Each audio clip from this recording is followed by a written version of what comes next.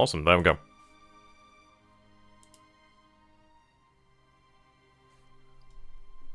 Hello there, ladies and gentlemen, and yeah, here we go, we're live now at last. It's a little bit strange with this new system. It sort of like records the preview rather than like when you're live, it starts from then, so yeah, you always get this a little bit of early. So hello there, John, Horizon, No Name, Talon, G-Man, Abaddon, John, Fresh Holy, My Moly. So there, Tortuga. So for those of you unaware somehow, I definitely do recommend checking out Tortuga Power. And to be honest, if you're here, you know who Tortuga Power is. He's a really awesome dude, definitely worth checking out. Hello there, Salabin Sim. I like that name. Yeah, there we go. Okay. Sight and turn then, isn't it? Hello there, Commissar Roach. Yes, another channel there to check out is Commissar Roach. Definitely recommend it. I believe he's been playing a lot of Imperator, sorry. So that definitely worth checking out. Hello there, Sasha. Okay, I'm a bit of coffee here. Hello there, Hanimir. How you doing, my friend? So yeah, it is going to be a very interesting turn today, isn't it? I mean, we had a little bit of an oopsie. I'm glad we realised what it was. Now, what the actual oopsie was is I'd actually designated a oiler to go out and meet Kidabutai, but I'd forgot to turn off the unloading there at the port of Luganville. So basically, Kidabutai was waiting for the oiler to move, but the oiler wouldn't move because obviously it was unloading. So unless it could unload in a day, which it could never do, then yeah, nobody's going to move there. Yeah, Rule Waves 2 is going to be pretty damn awesome. What's up there, Carl? How you doing, my friend? Hello there, Dubry. Yeah, I do hope you guys are doing pretty good here. So, completely random, but I figured out how to change the name of an account on mobile. Oh, in regards to YouTube, or... yeah, that's cool. Okay. We'll give it a little while then. Let a few people get into the actual chat here. And I really like the fact that I can advertise these in advance. It really makes it a lot easier for you guys. Hello there, David Hawkuff. Hello there, I know, yeah, we'll be looking at the name shortly. I know that's one of our favourite things, isn't it? I still love the turn name that we sent to him, like, oh, what was it? Hit but no explosion. That was amazing. So accurate as well, so accurate. Okay. I do hope the audio is pretty good. It's been a few days since I've actually been streaming, actually, so I forgot what the settings are. Not that I touched them anyway, but you know what I mean. Okay, let's go ahead and take a look at the actual name of the save then. So we're looking for save 15. Torpedoes suck. Deck guns for the win. Yeah, he's not kidding. He is not kidding there. He's probably had more success with his submarine deck guns than he's had with his actual torpedoes. I mean, this is it. I mean, we were quite lucky with the actual swordfishes. They're not using the Mark 14 torpedoes that the American submarines are, so it's actually not a very high chance for them to fail as far as I'm aware.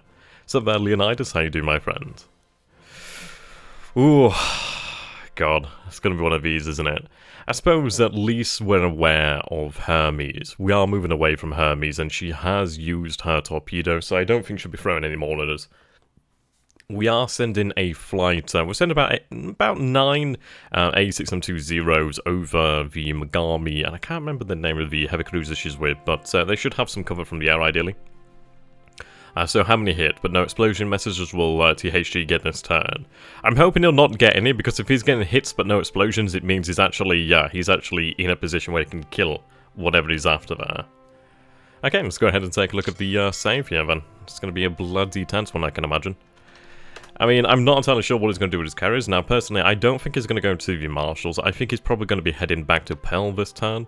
But we'll see. I mean, he's remained in position for 2 days, which was rather bold, actually. And it does make sense for him, but I don't know if it's one of those choices I would have gone with. Yes, we still have the night attack orders. We did, well, I did actually set orders for the G4s or G3s at track to be under the night attack mission as well. Okay, that's good. So we actually do take control of that. That's good. That's going to be actually quite useful, as that blocks some of the supply headed to the Chinese there. Yep, definitely praying stations. Task Force 17 encounters... Okay. Ooh. Allied Task Force attempts to evade. Okay, well that's good then. Let them evade, please. Yep, both Task Forces evade combat. That's good then. I mean, those were just the actual... So we did have a patrol boat in there, but we don't want to be facing a penguin here. I mean, this is a fully armed and fully battle-ready penguin. Don't want to be dealing with that. Okay, so it looks like Hermes is already leaving, yeah, so there's going to be no battle joined here. Now, we did send our submarines to roundabout here, so we might have a chance here, but we'll see. THG has revealed his characters, indeed. Sorry, his carriers, not characters. About 2 days ago at this point here. So he has raided Talawa, he has caused damage, but I hope he doesn't believe he scored a critical blow. He's caused some damage, don't get me wrong. Ah, right, here we go. Okay, is this Hermes, potentially? This looks like Hermes on the way back here. Jupiter Thracian. It doesn't look as if we're going to get to the Hermes, but this will worry him. Yeah, okay. So we did see the light cruiser Glasgow in there. That would have been fantastic had we hit her. But we know where she's gone now, so she's headed back to port over here. So that's fine behind me. That means that we can keep her basically holed up in here for the most part. There's always another chance, but we'll see. Hello there, Thrawn. Right, Sturgeon over here. Torpedo misses his subchaser. Quite bold. I'm surprised that Sturgeon's actually still operating here in this area, because this is shallow waters. And I don't know really what he hopes to achieve over here at Pari. Yeah, it's just a waste of torpedoes, really. Right. So we're in the night air phase here, so it's not guaranteed, but we'll see what happens.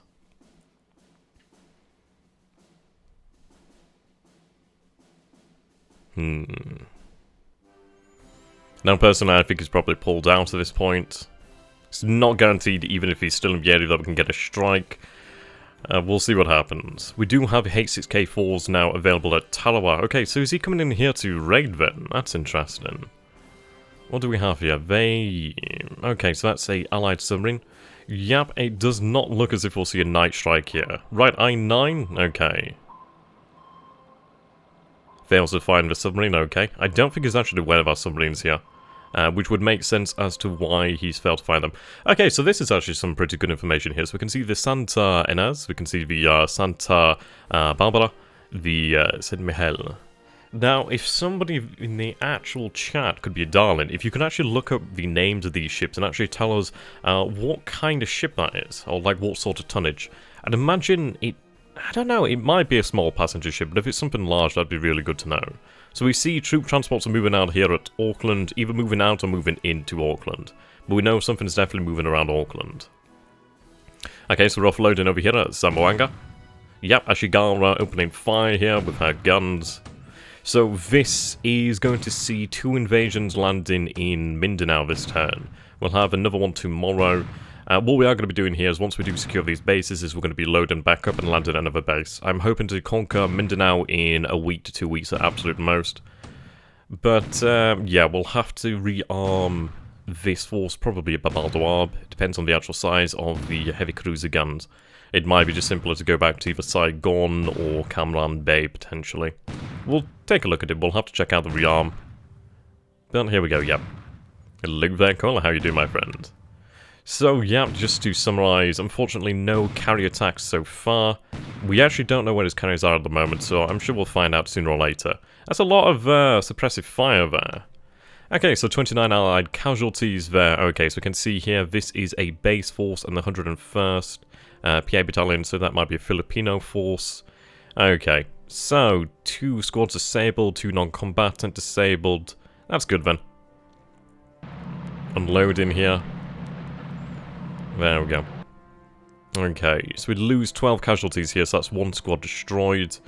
Shame it's the HMG section, but we'll be able to make up for that.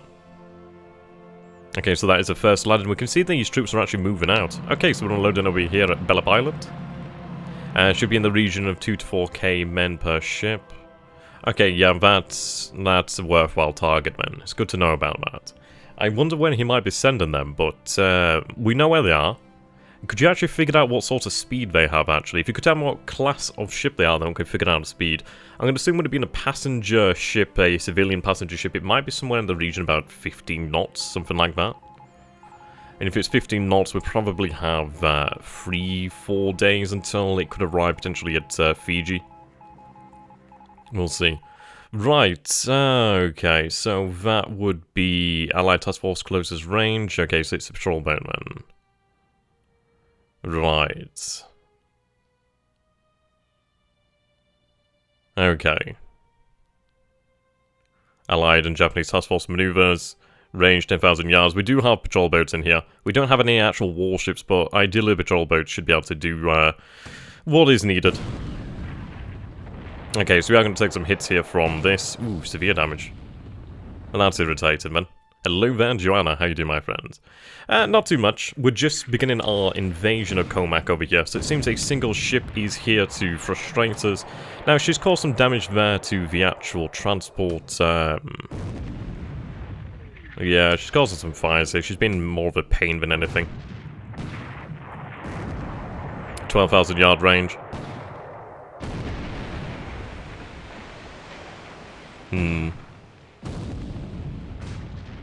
Our gunner is not exactly amazing here. Range increases to 14,000 yards.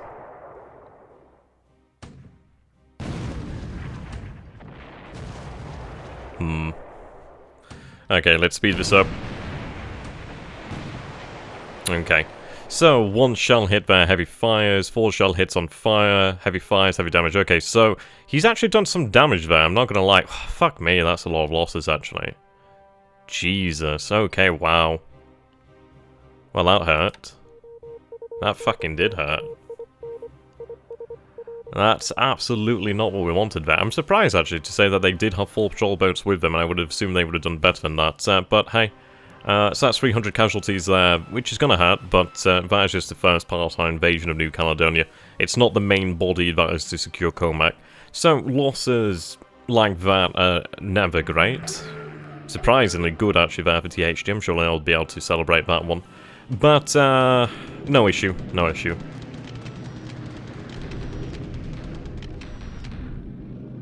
Okay, what do we have here, then? Now, I am sending some bombers over Wenchao, actually, this turn. But the good news is, so we'll take control of Bellep Island. Yep, here we go. So the unescorted 25s, sorry, 21s. What altitude did I send them at? I can't remember. It was either 20 or maybe 12,000 feet. Maybe... Okay. 16,000 feet. I forgot what actual altitude I sent them at. Oh, right, there we go. 12,000 feet. Okay, so they caused 7 casualties here. Nothing large, but the idea here is just actually cause some issues in. What were those ships? Those are just troop transports. Well, they're not even troop transports, they're just cargo ships, really. Just 4 or 5 cargo ships and 4 patrol boats, so nothing really like an actual warship there. The AM, I suppose at the end of the day, I think it's a corvette? Oh, I forgot about that. Oh, it'll be fine. Yeah, that gets through. No, we're not going to send BBs to cover the landing at Commack. I did send them with an escort of the heavy cruiser, so it seems like they weren't involved in the actual battle. Okay, well that's fine. Yeah, the ships are still up, so don't worry about that.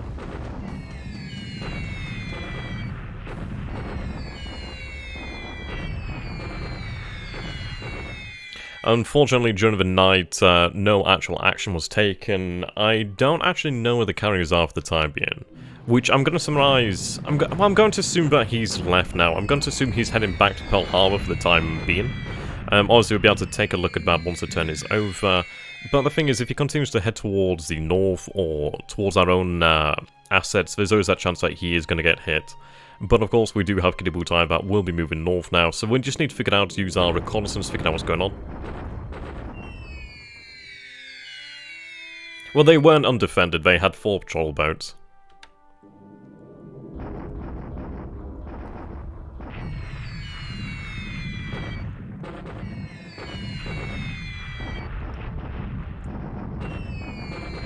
I don't think we were aware of the AM, actually.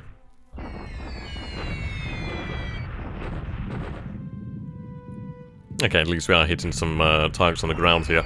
Now, we are not flying any sweeps this turn. Okay, so 3 damage, 1 destroyed there. Quite nice. That's good.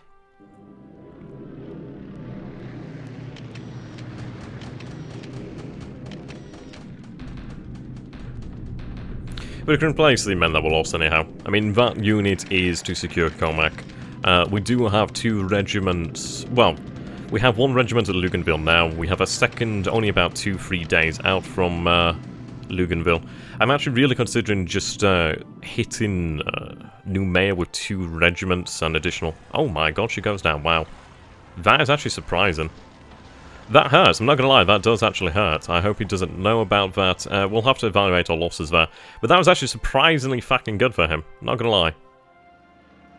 Okay.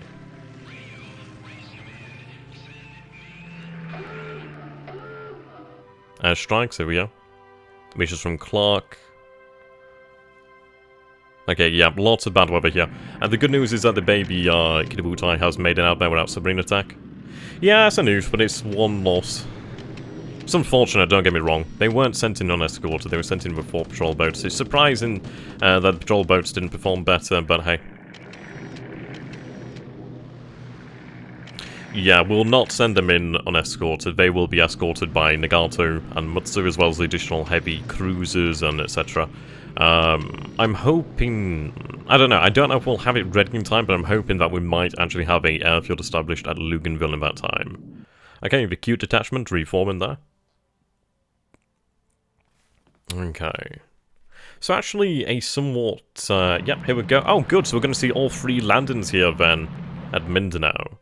So, 21 casualties there. That's actually worked out to be, yep, here we go, offloading at Commack. So, of course, there's the additional chance here that his defensive guns can get into play, but 7 for 7, actually, that's not too bad. I'm interested to see what he actually has here. Defensive guns, it's not showing me an actual unit here. Okay. I'm intrigued to see what sort of resistance we'll see there.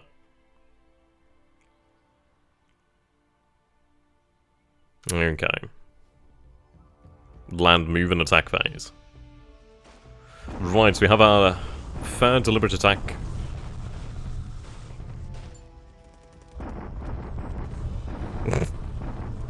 I won't get too happy there, Cola. He's lost quite a few men at sea so far. And of course, we've lost far more. I mean, 300 is something we can deal with.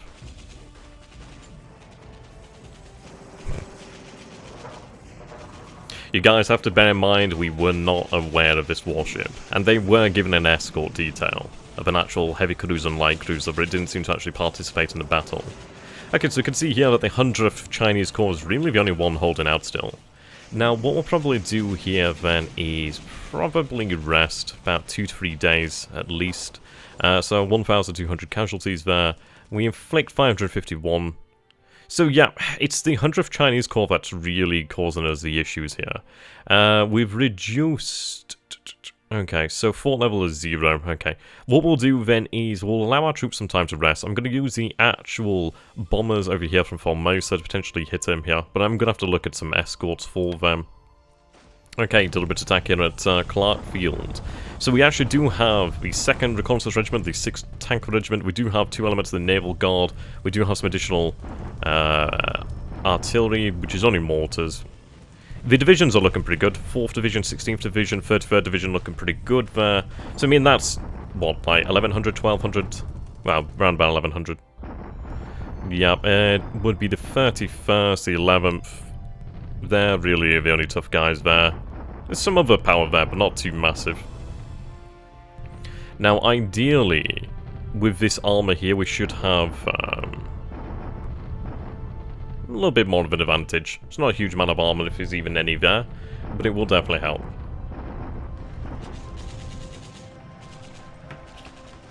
Okay, 16th Division launch and attack.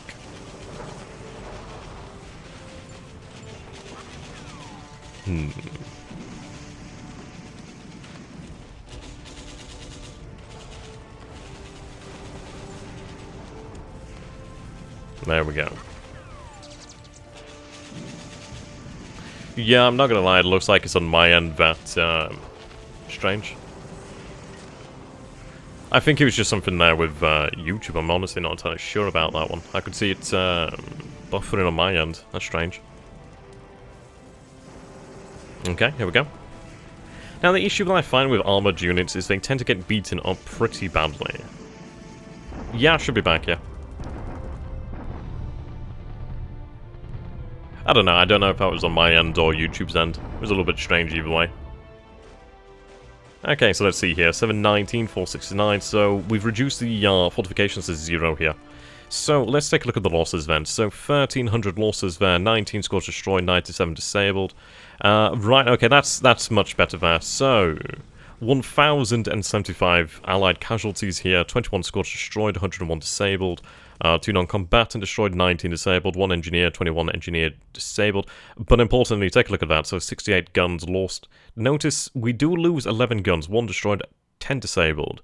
So these 5 guns have been destroyed here, these 63 have been disabled, but I doubt he's going to have time to actually bring them back into action. And some of those guns he'll lose here will be the actual port defenses, so it's not really a true representation of how many guns he has that are like mobile. So he might have 433, but there might be a good couple that'll be lost once the region is lost here. But this is good, okay. So, Defender, yeah, Operations mode, yeah, he's pulling out here. He's really pulling out, okay, so normally I'd say we should have some rest, but due to the fact he's not actually in combat mode here, we need to push him even harder. So it looks as if he's actually going to be pulling out here. That's fantastic. Well, it is and it isn't. It means that if he doesn't pull out by tomorrow, or if everything doesn't pull out by tomorrow or the day after or something like that, it's going to be destroyed here. Because he has to choose now whether to keep moving back or he's going to be forced to retreat. So planning, preparations hurt, experiences hurt, yeah. So only the terrain is helping him. The fortifications are at 0, so yeah, another day. Yeah, tomorrow we're definitely going to push with a deliberate attack there. It's working. Wow, 44th Indian.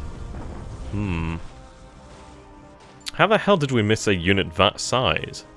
We've been running reconnaissance here for quite some time. Okay. Well, that's not yeah, it's not what I was hoping for, but we can still deal with that. We do have the units over here. We can send an additional Naval Guard unit to aid them. But in all honesty, I don't particularly have to. But we'll see. We'll approach the situation and see what we can do about that. But we'll take control of Bellop Island tomorrow. I don't know how they were missed. It's a fair unit to miss there. But that's not much of an issue. We can deal with that. Okay, so Sendai is expanded. Yep, there we go. Okay, so overall, we've managed to land now in Mindanao in 3 locations. We've landed on New Caledonia at last. It's not quite what I was hoping for in terms of actual resistance to our troops there. It's a shame that we did lose that transport as well. We're not going to use BBs there, unfortunately. It's just simply not worth it. I'm going to have the heavy cruiser and light cruiser off the actual shore, really, just to act as security, to be honest. We'll move in some additional supply there to keep them going. But we'll take a look at the situation. See, yeah, no, that's what I found rather intriguing. See, we did spot them, but then even with additional reconnaissance going for quite a few days, apparently we'd miss them either way, so it's an impressive one, really. Okay, let's take a look at this then. So, 1,600 troops here. Now, obviously, this isn't the say-all and end-all. We do have a fair strength of units over here. Of course, it did take some losses, but that's manageable. The Maizuru... Well, Maizuru 1st SLF is not too bad. How many troops are on the boats here? Okay, so just offloading the actual supply here, that's fine. So yeah, we did have the Kinagusa and the Tatsuta following the actual task force here on surface combat, so it's a shame. It might be when they're actually landing that they can't aid them, but that's a lesson learnt. Somewhat irritated though, because I was hoping they would have joined in with that battle there, but well. We didn't actually realise the battle would be joined, but that's not too bad. Yeah, the reconnaissance flights need their eyes checking apparently. Yeah, you're right there. I mean, of course, I do have another element over here. These guys are going to be sent over here to Commack. Obviously, we'll take this base first, but that's good news. Okay, so just remain on station here for the time being. So what is he aware of here? Right.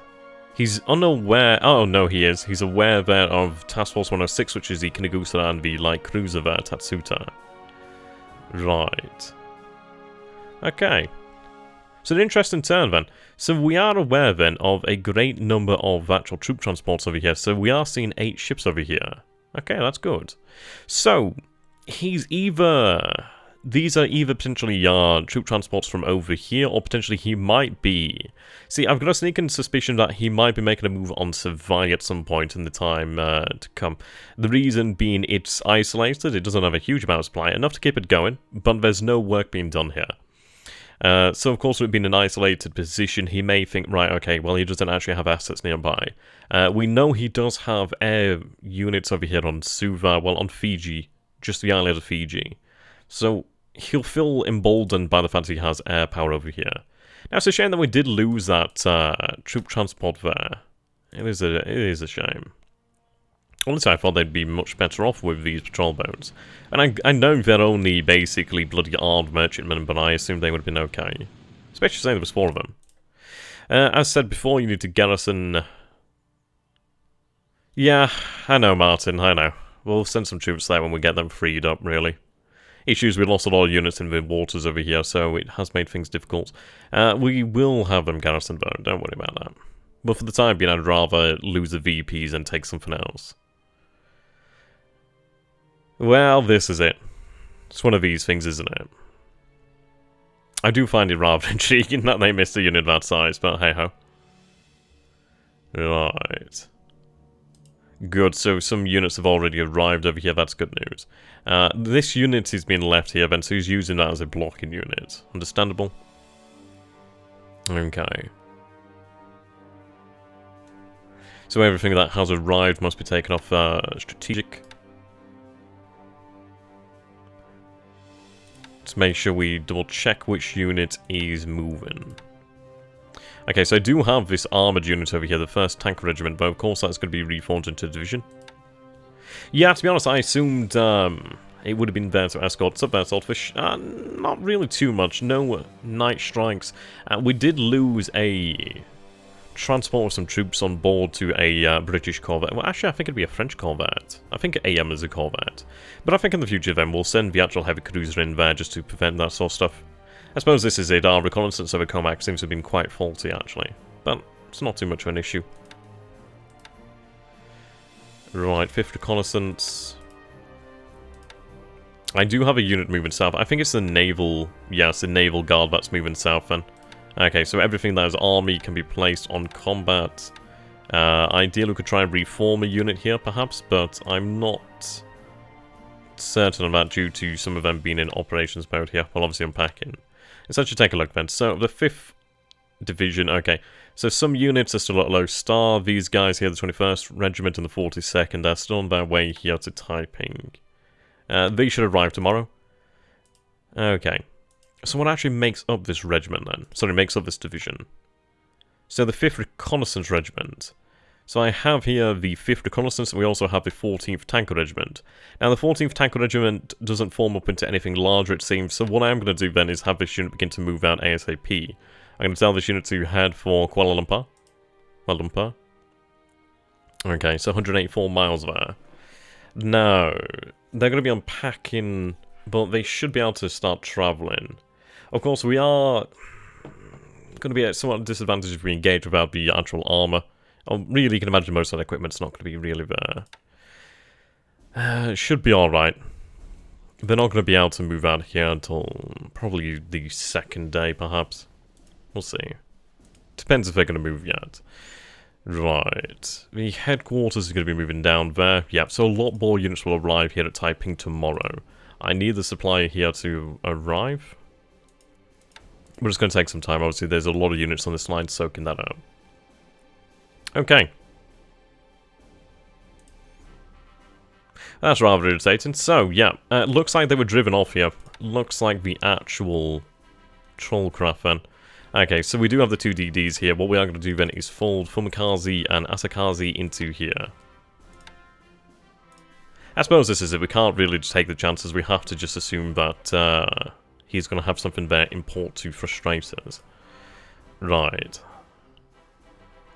Let's see here. I'll set it to normal threat threshold. They're going to go in there. We have landed over here at Cotabato. It is actually undefended, which is fantastic, so we can take that with the Yokosuka. Okay, there we go. Tell them to actually shock attack here. Okay. An AM is a minesweeper, alright. I think KV is the corvette, isn't it? Okay, remain on station. You are just unloading actual supply here at the moment. We should keep BBs nearby the New Caledonia. Since we know the location of most of THG's carriers, he might send a surface attack force. Well, this is it. We don't know where the carriers are now, actually. So obviously they were in this area. The PBs are actually alive still.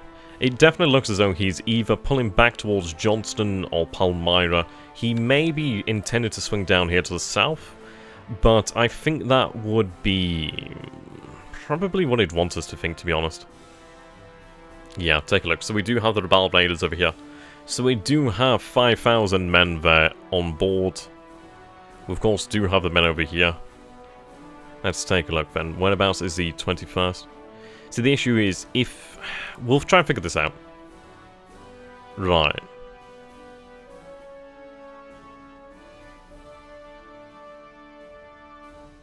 You know, it actually looks as if these H6Ks were either shot down or something, because we did have 2 that were active here.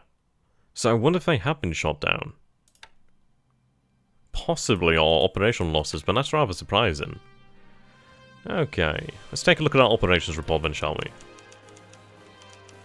Okay, that's an important base fire to have.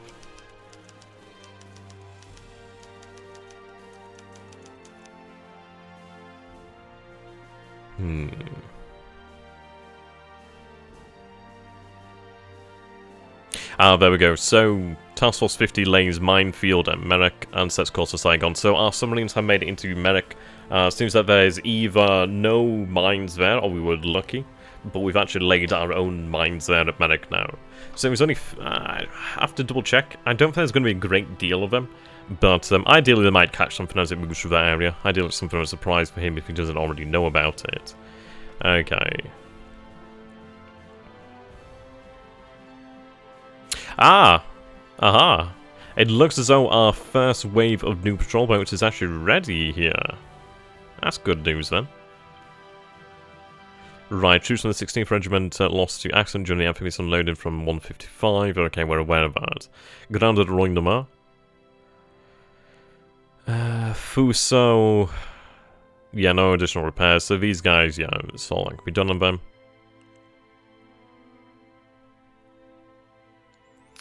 Okay. SB free sighted over the 20th Reconnaissance Regiment.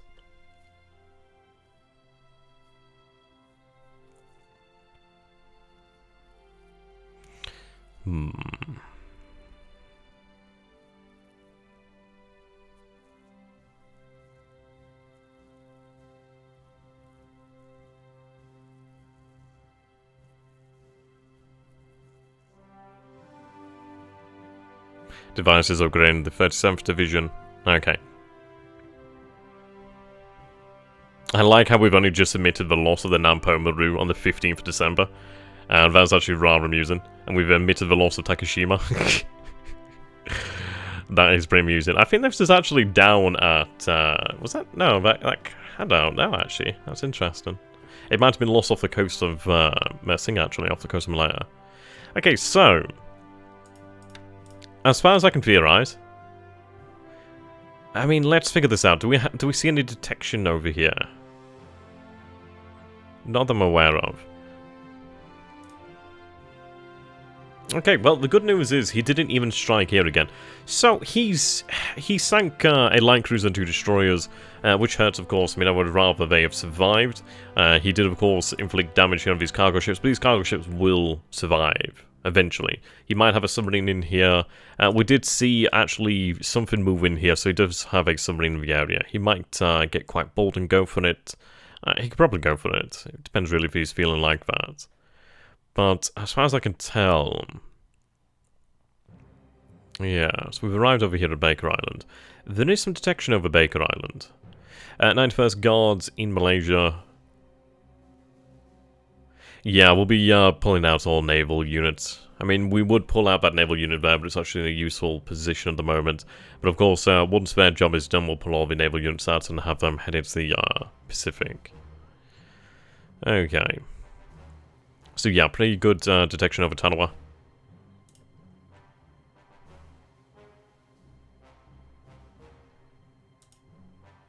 Okay.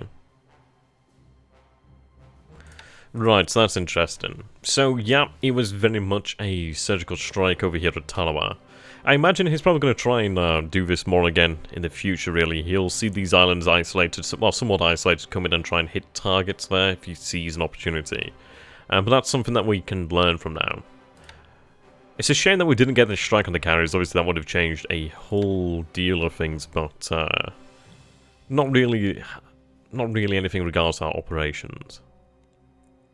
Those carry on as they are now. Oh, now, of course, we are seeing resistance over here in New Caledonia. I think the My-Zero first SLF could still probably take that unit.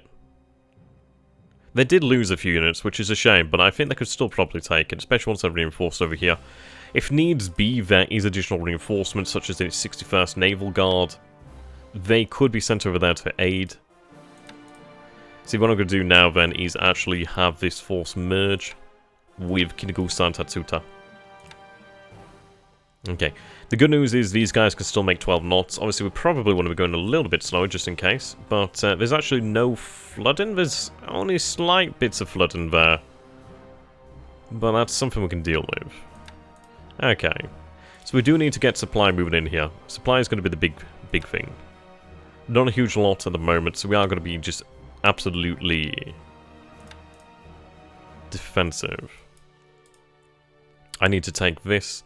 So we'll have control of Bellap Island. Now, Bellap Island isn't exactly a gem here, but it is useful. It does mean that we do have control of this.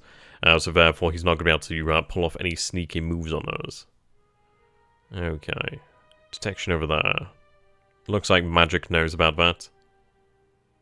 He doesn't know about I-175 nor I-171, but he knows there'll be submarines around here. And it has been for the last couple of days, 3,000 men here, but obviously we'll take... This is it, really. I need to build up a base over here at Luganville. Now, it is starting to expand, so we're 7% in now, which is good. Obviously, we need additional supply here. We do have our... Yeah, so you're unloading fuel here, but obviously it's not unloading due to the fact that there's a lot going on here. So what we're going to do here, then, is actually disband this force then for the time being, until we're actually ready. What I'll do here, then, is... This is in Luganville, so Yukazi can be actually out here to help patrol. Right, 144th is unloading. Yeah, okay, so the 144th is receiving the other elements that were out here from the Guadalcanal and Solomon Islands. Okay. I don't know what you had. That easy to Lagi force, that's good. You are facing an entire brigade? Yes, we are facing an entire brigade, but the thing is, is he going to really go for that combat? And he can attack, but I don't think he'll be able to push me out. These are fairly good troops. They do have enough supplies here. Of course, there's a lot of disruption. We'll need to recover from that. We'll decide on if we're going to bring in additional forces here. Commack is obviously not the main target. Obviously, it would have been nice. I suppose we'll have to do that. What's the troop progress on the movement in Malaya? They're about halfway. 91st is 24 miles. So, round about halfway-ish. Not far from halfway. Okay. The defense... Well, the terrain here is jungle, so obviously he's going to have a fair bit of defense there. And I'll probably look at sending another naval unit over here, but... we'll see. I suppose we will send the naval unit here. What I'm thinking is, though, is it preferable to perhaps save our resources and just hit New Caledonia? Well, sorry, hit New Maya straight up? It's a difficult situation here, because obviously these are opposed landings, but we do have an unloading bonus, so that works in our favour. Once I can actually establish an airfield over here, I can actually run air support for these operations. We are going to take losses. It's a shame about that bloody minesweeper. I mean, that thing was a bloody pain in the arse. It's strange, though. It must be the jungles here that's been interfering with our reconnaissance. So I suppose what we might do here then is, I do have the option here then of potentially sending, I don't know, I suppose probably the best way to treat this is then we'll load up the 144th Regiment. I'll say I'll land the 144th Regiment at Commack then. At least that is a pretty robust response. I could potentially land more men. And there's not really much in the way of reason as to not to, but obviously it does delay things to a degree. What is your plan? Will you land in Naval? Will you march to Naval? See, this is the thing I've been wondering about, really. It might be worth it potentially to land at Naval directly, but I think what we'll do then is we'll clean up the operations over here at Commack. We've engaged at Commack, we must secure Commack. Naval is going to still be there. But if I can secure and defeat the troops over here at Commack, that does give me a base on the island. It also does give me additional resources on the island I can then move, which is something to bear in mind. It was a shame to lose those casualties.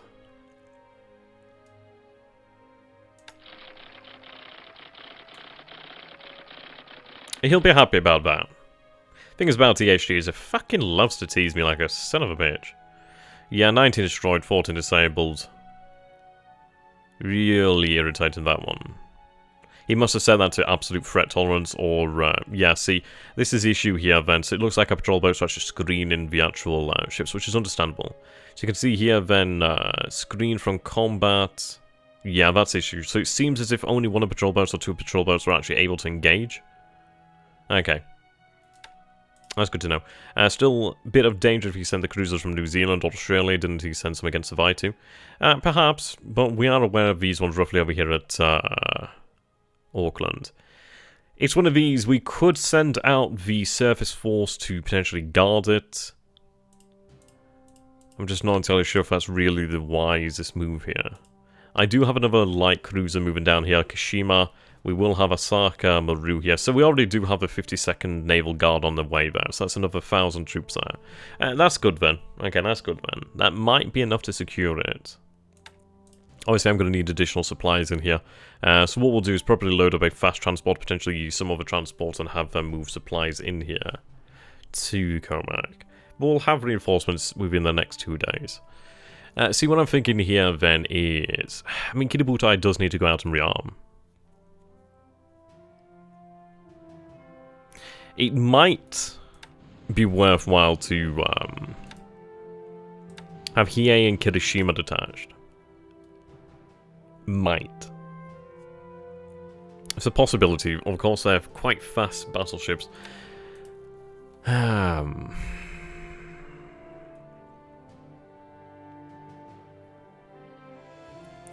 See, the issue is because we don't know where his carriers are at the moment, it does complicate things. We'll obviously have to begin to look at daylight reconnaissance, so run daylight now. And do you have the ability to send a reserve over here? That's good to know. Bit of fatigue, I'll send them a plane.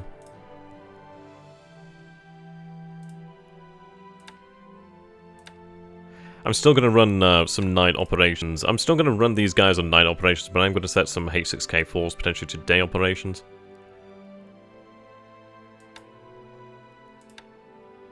There we go, day.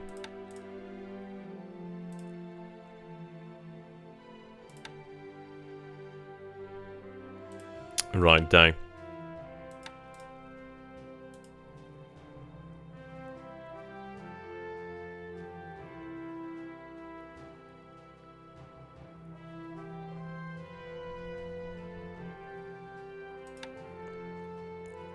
I'll send these guys out on the day.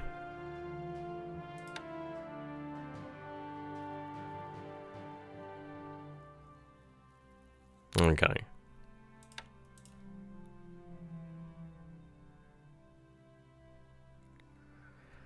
Now, I don't know, I do think his carriers are out here somewhere. Possibly. They could be possibly down here. It's hard to say really where they've gone. He might pull out to somewhere like this and then come back into the marshals. So I think we'll keep our units set up in a night attack. Until we really have an idea of where they are. I kind of had plans of fishing today to get revenge in the Great Freshwater Fishing Expedition of 2019 with my amateur friends, which ended in complete disaster with losing 3 lures. Oh man, that sucks. I mean, I know that stuff ain't cheap. It's not super expensive, but it ain't cheap either. Oh god, yeah, I can imagine. But yeah, due to the fact that these anti-patrol boats are surprisingly undetected either, he's pulled out. I think he's pulled out quickly as well. Oh man, 2 hours, that's a long time. Okay. So now it does very much become quite important to obviously cover these areas here. We really need to lock down Johnson Island to a degree. Do we see any activity elsewhere? Honestly, amazed he's not running reconnaissance here. He must know, surely. Or he must suspect something. I mean, there's always a chance that something comes out then against, like, Wolfpack. I mean, that'd be nice. Oh yeah, I know. So I believe Sabaton's released a new album, aren't they? I've not heard the new single, actually, so that'd be kind of cool. I like Sabaton. They're cool. Okay. You're heading out carrying the first independent engineers. Obviously, they're quite important units. Okay, so we were frustrated in our landers over here. What we will do then is, I think I'll send my guys over here to hit this patrol craft.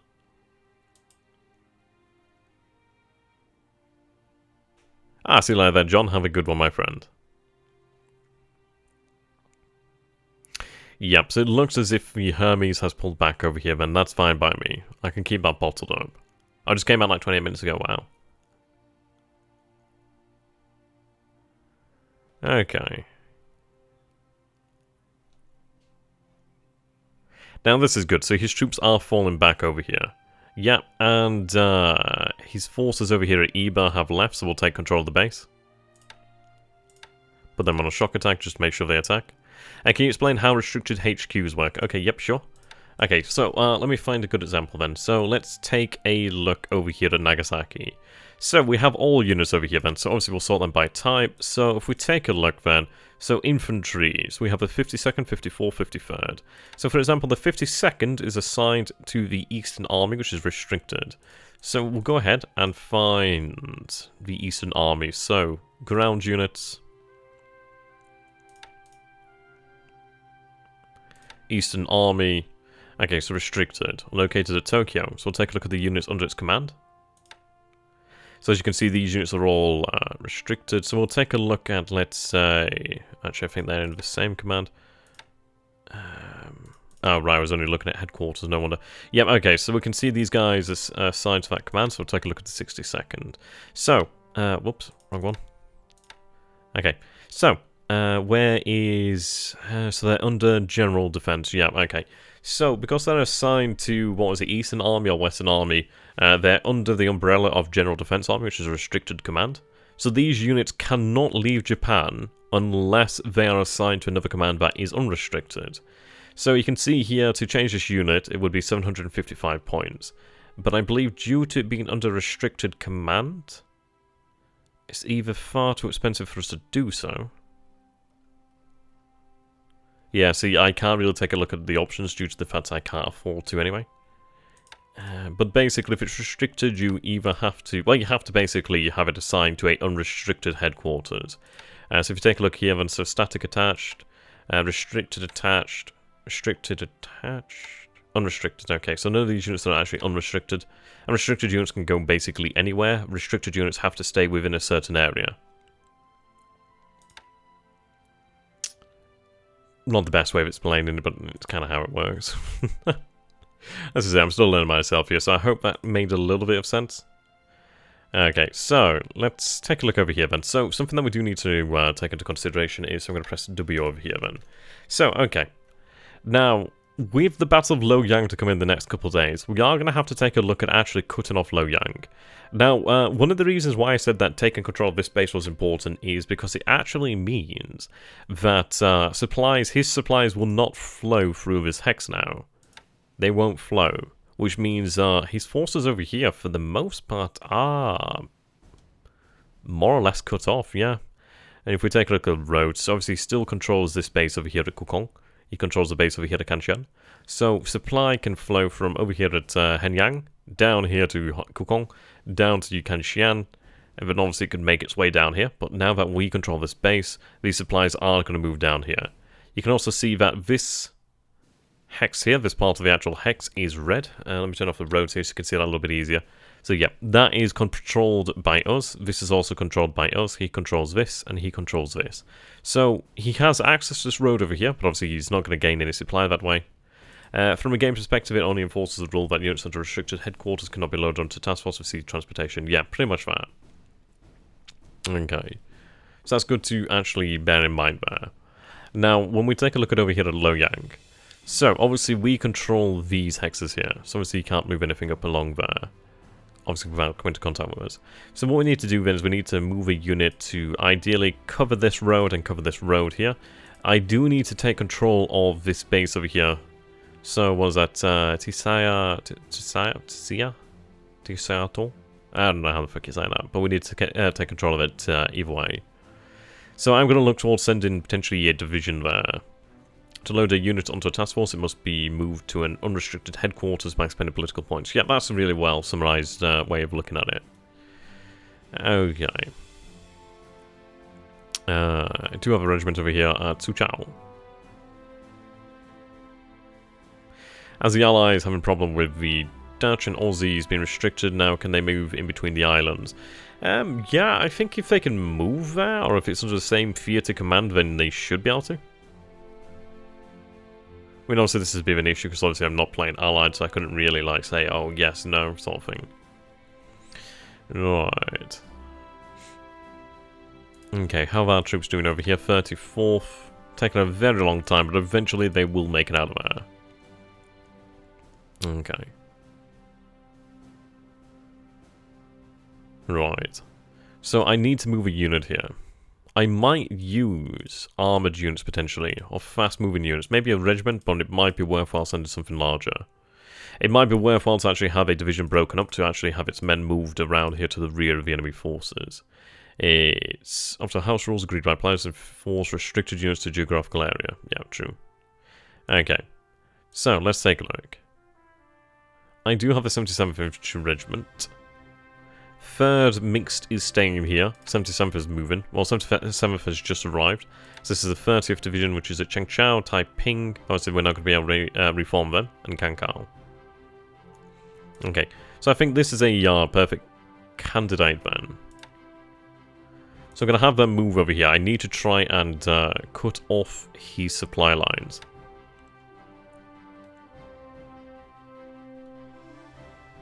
Lots of artillery, lots of men moving here.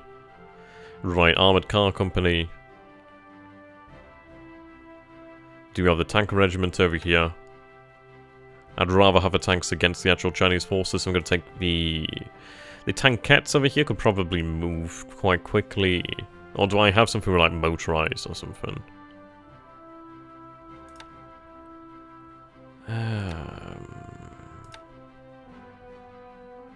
Yeah, that'd probably be a better unit for that sort of thing.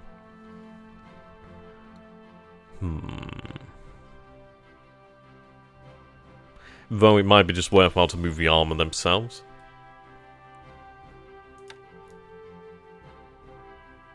I might in fact just move this unit here due to it being very small. It should ideally be able to move out quite quickly.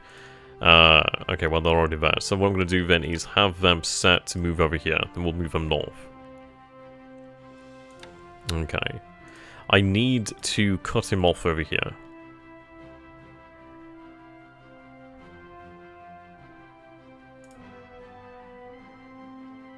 Right, need some more garrison units here. Do you have the North China area army here too?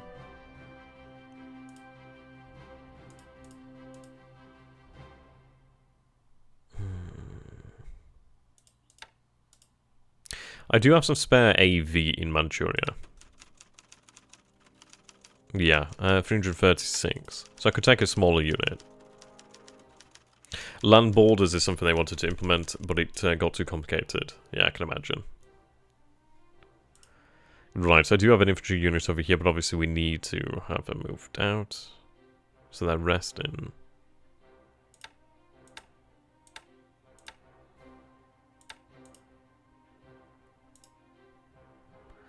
Garrison units. Lots of AA over here, actually.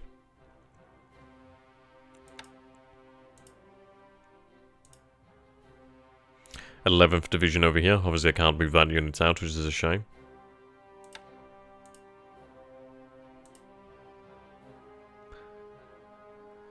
Um, 20th Army's over here. Need to move 20th Army out.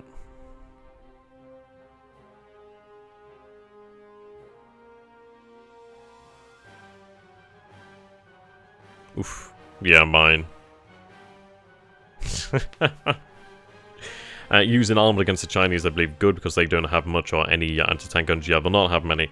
And the thing is, we are sending a shite load of armor against the Chinese at Loyang. I mean, we have over 1,000 pieces of armor. I mean, obviously not 1,000 pieces of armor, don't get me wrong. Like, there's 1,951 vehicles there. But of course, like, how many are actually tanks? Not that many. But still, the tanks that will be there will be quite nice. What I'm interested in doing is basically forcing the Chinese to really be in a bad situation. I can't allow them to escape. If I can cut them off from supply, it is going to make the siege much easier. And I think that's how we'll have to take things in the future, actually. Really try to look at flanking the enemy, cutting them off from supply. Now, the thing is, when it comes to the Pacific campaign, in terms of the island hopping, there's not as much of that.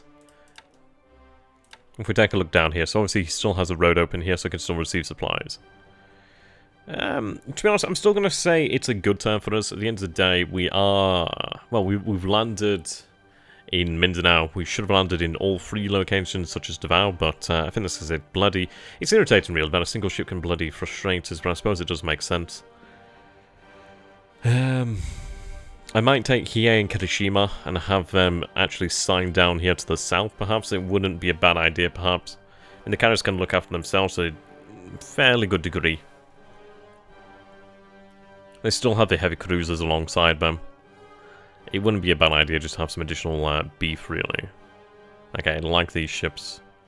The supply would be welcomed over here at Tulagi. Yeah, not much in the way of supply at Tulagi.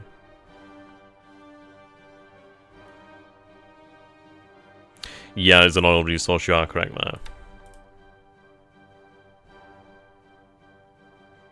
there. I still don't bloody have information on Naval. I need some actual dedicated reconnaissance aircraft out here. Okay, let's take a look what's arriving. Plenty of tankers here.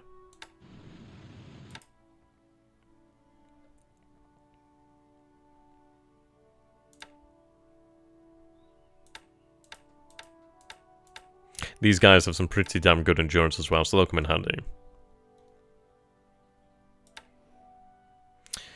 Right.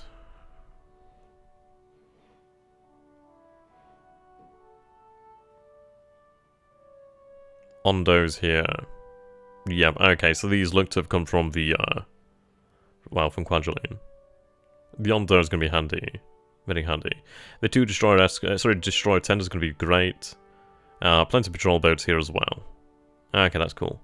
Right, so what we're going to do then is disband that task force into the actual port itself. Okay, so I do have Arrow 60 and Arrow 65. That's good. 2 submarines are ready to go.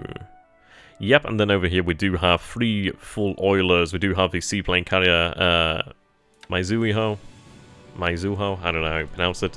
But that's brilliant. Of course, eventually she can be upgraded, well, converted into a light carrier. Not until 1942, though, December 1942. But the good news is that's a lot of E13A1Jakes there. And it's a nice bunch of fresh destroyers. It's a lot of fuel as well. It's enough fuel to refuel Kitabutai completely as well, which is pretty damn good. It's taken a long time to get the fuel back in the area, but ideally in the next few days we should be able to do so.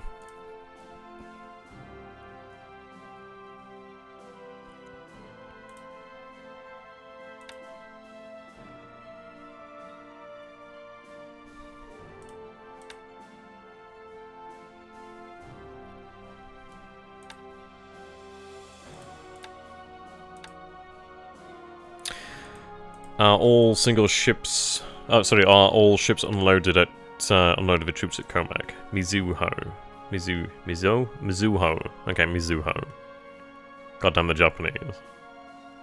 Yeah, they're all unloaded of troops over here.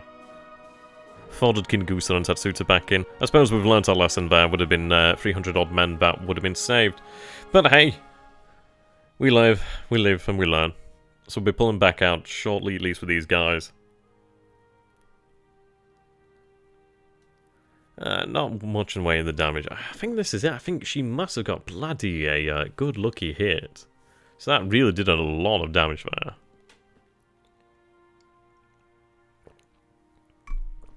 Put down some of these supplies and be able to head back. Okay. So we've lost about 300 men in the waters here, give or take. I'm not entirely sure how many men have been lost into the waters, that's the thing. We know casualties, but that might have been spread across the actual ships there. Indeed as it was, because obviously different ships did take damage. So he might assume then that 300 men have gone down, whereas in reality it might have been maybe 100, something like that. Might have been 200. It could have been 300, but either way, it's losses that we'll be able to recover from eventually. I mean, I can actually take a look at the table equipment, but of course it's not going to be perfect, as there's still obviously units out here. Okay. A few of them.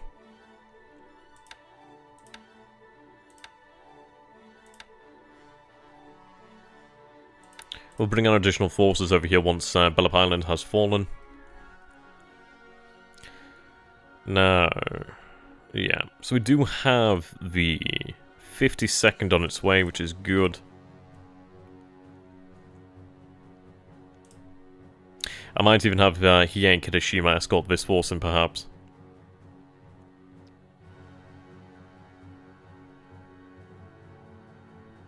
I'm not gonna lie, to be honest, it might even just be worthwhile to have them continue on that path there. So we can see Amagiri is a little bit low on fuel.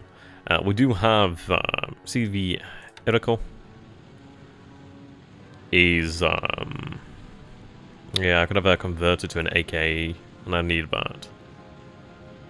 So then, bro, 918. I'm a noob in this game. I put 20 hours into the first turn. Yeah, I mean, this is it. The first turn, it's one of these things where it's hard to really gauge how many hours you should put in. Of course, when you're new to the game, you're going to put it in, I don't know, it depends, really. It really does depend. It depends on how much you want to get into it and how much you know about the game, I suppose. Yeah, just basically go for it. If you feel happy with the turn, then that's happy. That's a good thing, you know.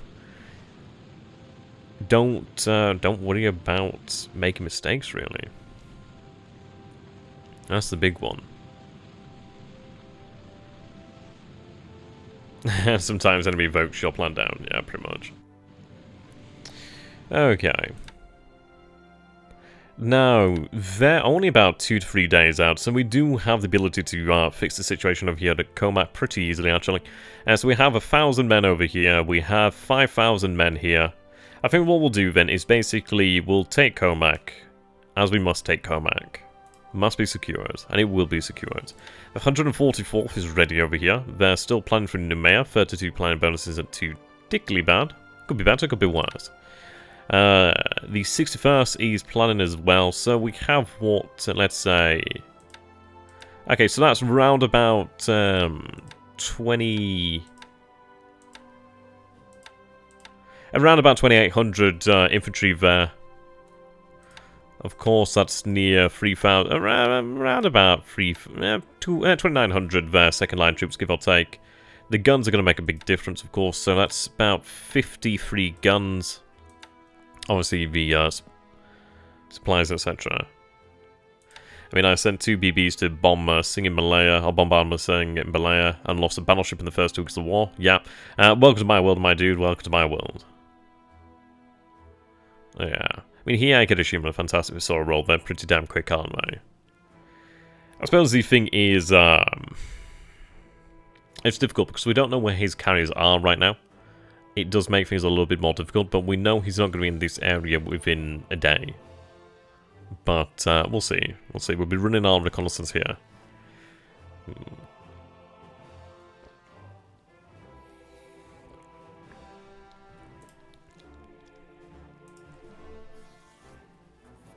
Okay.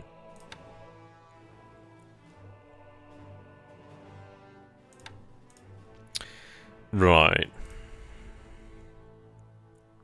Is he aware of his force? He's not aware of his force. He's not aware of Kidobutai anymore, so that's good news.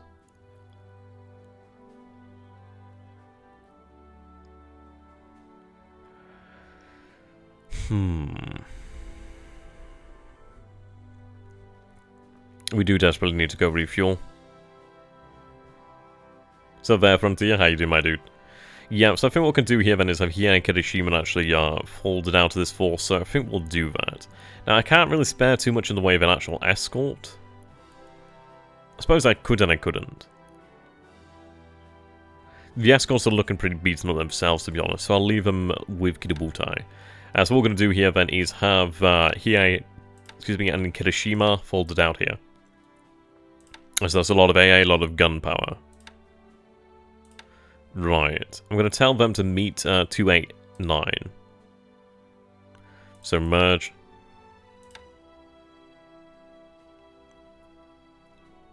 So 289, yeah, there's only a single destroyer there. We'll have to fold our escorts in there. Yeah, Suikaku has a paint scratch. I mean, I'm half tempted. There's a part of me that considers maybe detaching Kaga, but the thing is, I don't think it's potentially worthwhile to detach any of these carriers. And we do have to remember the, the Mahan school of thought there of never divide the fleet, as such. But obviously we've already divided the fleet, haven't we? Just watching paint dry, I mean video rendering. Yeah, sounds about right. No, that's alright. You and me there, both there, Nico. Most of my where the hell moment seems to involve Kidobutai. I mean, this is it. I mean, Cargo could potentially run down here for a little bit longer. She does have 64 aircraft, 10 A620s, 27 D3A1 Vals, 27 B5 and 2 Ks. But the thing is, if I run a single carrier, it is in a threatened position, because at the end of the day, I can't protect the carrier, and I can't escort the actual strike package with that many fighters. I mean, I'd only have 5 on each. It's really not enough. It's really not enough numbers there. Right. So what we'll do then is we'll leave the carriers together. They simply have to go back to truck to rearm, refuel, repair. Turn that off at the time being. So if we take a look over at truck then, of course, we do have the actual parachutists over here, so they finally arrived now. So we have the 1st Raiding Regiment, and we do have the Yokosuka 1st SLF. So these guys are ready. I'm going to probably use these guys. The thing is going to be like how to use them and where to use them. But the good news is once we actually do have the is it L3Y2s? I think it's the L3Y2s.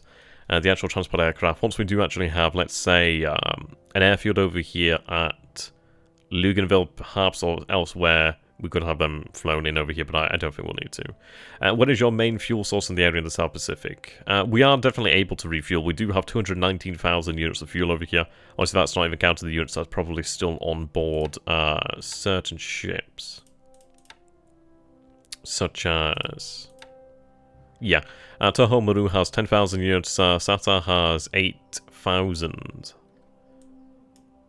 Some supply there, So yeah, we do have a fair amount of fuel over here. The good news is Akashi did arrive, what was it, a day ago, 2 days ago? So that's actually some additional repair capabilities over here. I think we were... yeah, so we've got 2980 over here. So we might be able to rearm the battleship guns. Can I double check that on the database? What size guns is it that the Nagato and Mutsu use? So Nagato... we're looking at the 40cm 45 3YTs. Let's double check that. So not intelligent, sorry. It would be... there we go.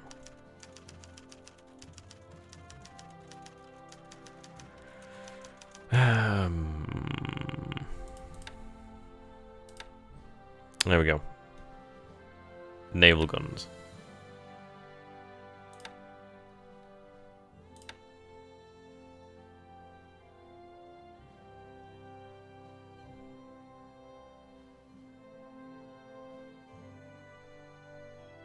Did I say the 45 white? I can't remember what bloody, I was just assaulted by Japanese guns every night.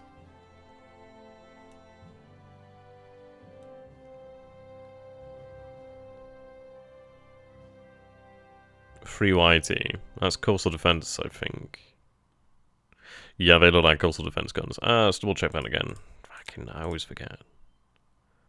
Blinding out on Matsu, reveal thy secrets, you sons of bitches. Right, 40 centimeter, 45 free YT. So 45 free YT. Right, there we go, the 16.1 inch guns there, so... Okay, so it doesn't actually give me a value of how much it actually costs to rearm her. I do have the manual just behind me, so 2 secs. We might be able to just about manage it, perhaps. Depends really as well on naval support. We do have a fair amount of naval support as well, which is always good. Okay, so that's rearm levels, let's take a look, see.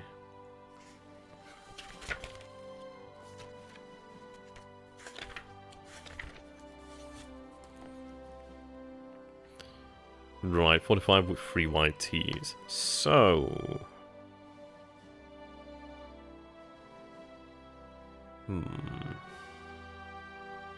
The rearm cost is 4,500, I believe. A port size of 7 should be able to rearm her. Obviously, you'd need a size 7 port. For a size 6 port, we'd need 760... I think that includes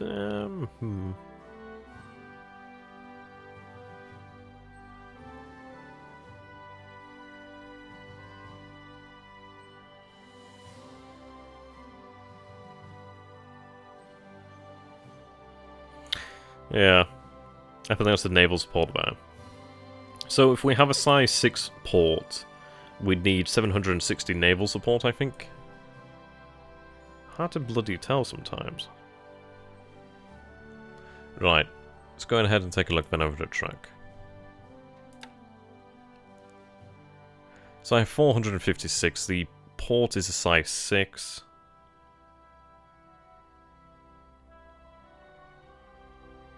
I might not be too far away, but obviously it does depend. We do have additional ships over here.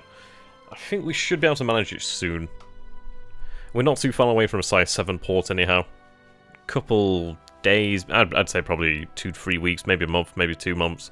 We'll have a size 7 port out here. Not probably far. I mean, those are the big guns of the Nagato and Matsu. Yeah, basically a size 7 port. The Hiei and Kirishima guns should be easier to rearm. Take a look. Hiei, Kirishima. Yeah, they use the 36cm, so the 45 41 YT. So 41 YT.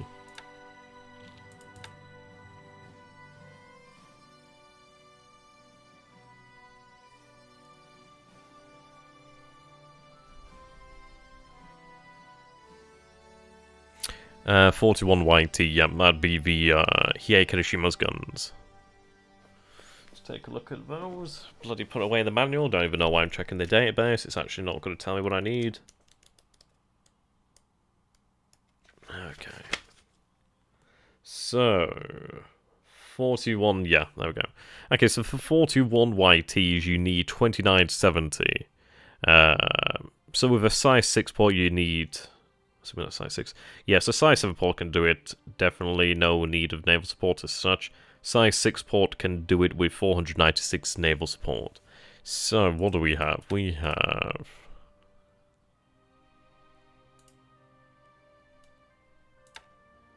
456 there.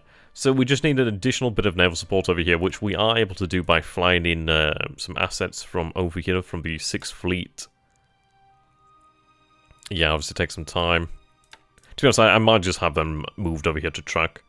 I'd rather have them over here at track, and then at least we can actually use track as a true Pacific Gibraltar, really. We're not far. Of course, I don't know if it takes into consideration the actual additional rearmability. So if we take a look over here then, so auxiliaries. So that doesn't matter. These ADs don't matter. I think we should do eventually.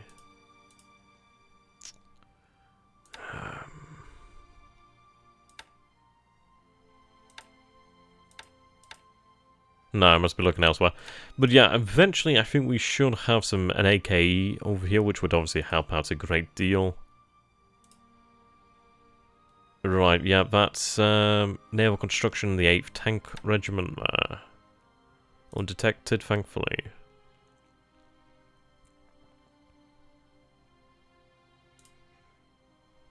Right, you've unloaded and you're ready to go then. So yeah, you're going to head over to track. Disband there. There we go. Okay. They're complaining about the lack of fuel there, but we do have enough fuel on board. Then again, I say that. We do have a Saigon Maru, we do have larger ships over here with more fuel as well, so we should be able to manage that, no issue. Each truck limited on supplies or unlimited truck is...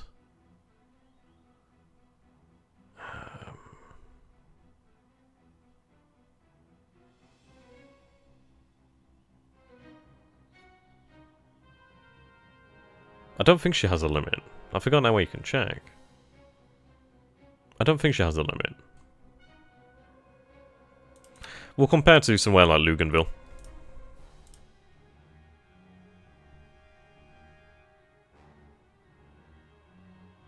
I know, bloody well can't... Oh, there we go. Fuel and supply limit there, 8,000, 3,000. Yeah, so she's unlimited, then that's good to know. There's a lot of fuel, a lot of supply here. We need more supply down here, though. Ultimately going to need more. So we do have the 4th fleet over here. We have the Southeast Area Fleet. Okie dokie.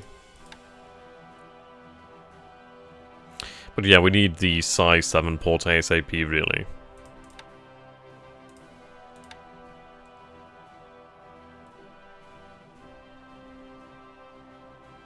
At least we can look after the ships that have arrived. And I do have a submarine tender over here, that's going to be great. I think she's actually... Yep, she's already fully loaded. That's good. Okay. Yeah, it is pretty nice.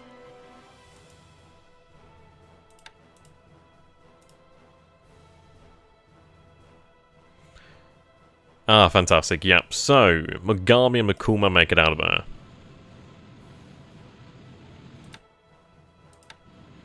Very good. Right, I'm going to tell them to head over here then.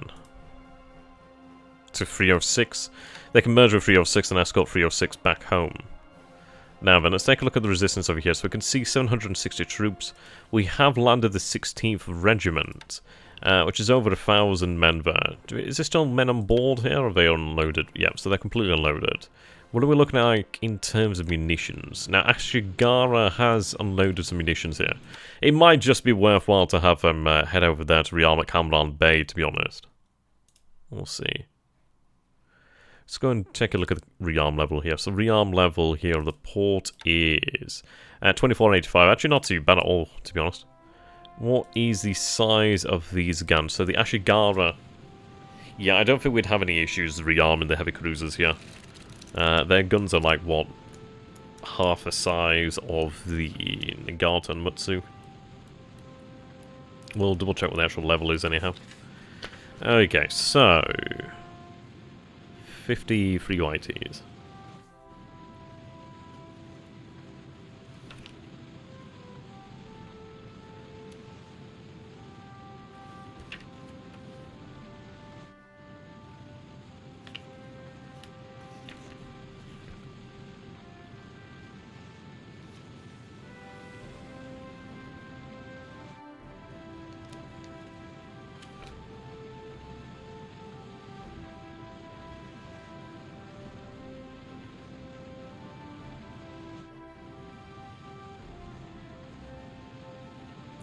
YT2s. Ah, here we go. Okay, so it's only 550. Yeah, so they're not too bad. We can definitely deal with that. Is unlimited... Really, how it works as it goes for like supplies is like you can imagine, like Truk itself is it's a much larger island. It's a much larger island than. Well, it's a large island with larger amounts of infrastructure. Like Luganville really wasn't built up at all, for example. So it's really to simulate the fact that you can't just like park thousands and thousands of tons of just supply just on a beach. You know what I mean? You need somewhere to actually store it. Obviously, a truck, it didn't have far more in the way of actual, well, infrastructure, really. Okay. So, overall, I'm going to say, actually, still a good turn. I think it was a little bit soured over here, but that's not too bad. And could you bombard those troops? I mean, I could bombard them, but I just don't think it's particularly worth it. I'm going to save the bombardment for over here at New Mare. At the end of the day, I'm still going to say not too bad, because at the end of the day, Kitagusa retains her armament, which is fine. Yeah, so they will run reconnaissance over Commack. I'm going to put them onto bloody naval search now. We need to figure out what's in the area around us here.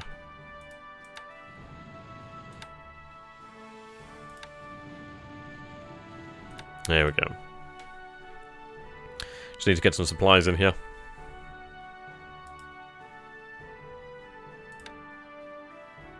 15th base force is still unloading. Right, how many are actually ashore here? And this is it, I need to expand the size of the port here as well to actually get more supplies moving. At the moment they're still unpacking, so there's 23 engineers here, but as far as I'm aware... Now Luganville is suggesting that there's 24 engineers here, so I think that is why we are seeing progress here. That's good news. We'll have to build this up to at least this size 2, obviously tell them to stockpile. Stockpile fuel as well if there's any fuel there.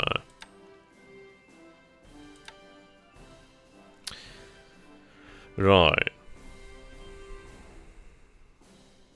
So tell you to disband.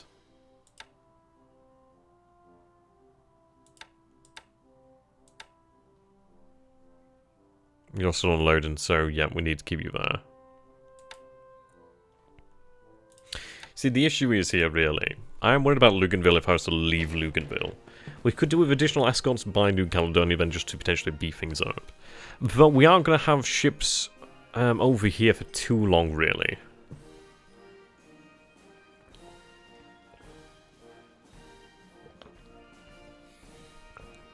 Okay. See, to be honest, what I could do over here then is, considering the fact that Kwajalein has an airfield, Truk has an airfield, I could bring the L3Y2s back over here to Kwajalein Island. I could potentially take the H6K2Ls, which are... Yeah, so we do have the Yokohama over here, the KUU. Yeah.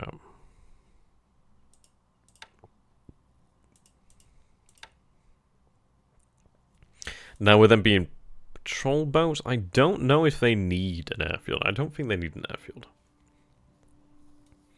Issue is, though, is we are going to take a lot of... Well, we're going to have a lot of issues. We do have 24 plus 21 aviation support, so there is aviation support here. So, in theory, they could be operational. And what I'm thinking here is potentially that we use them, possibly transfer them down to Luganville, and actually use them to transfer supply in over here to Commack. Which would be nice. It would mean I wouldn't have to send ships as such, but obviously I'm not going to have a huge amount of supply.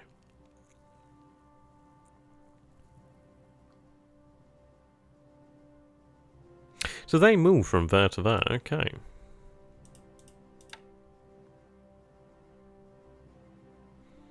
Right, so they do move then. Okay, yeah, well that answers that question. So we assumed that they were there and they would move there, but in fact they moved there. So I think we are actually going to be... I think we'll actually be here tomorrow, give or take. We're not far from Truk.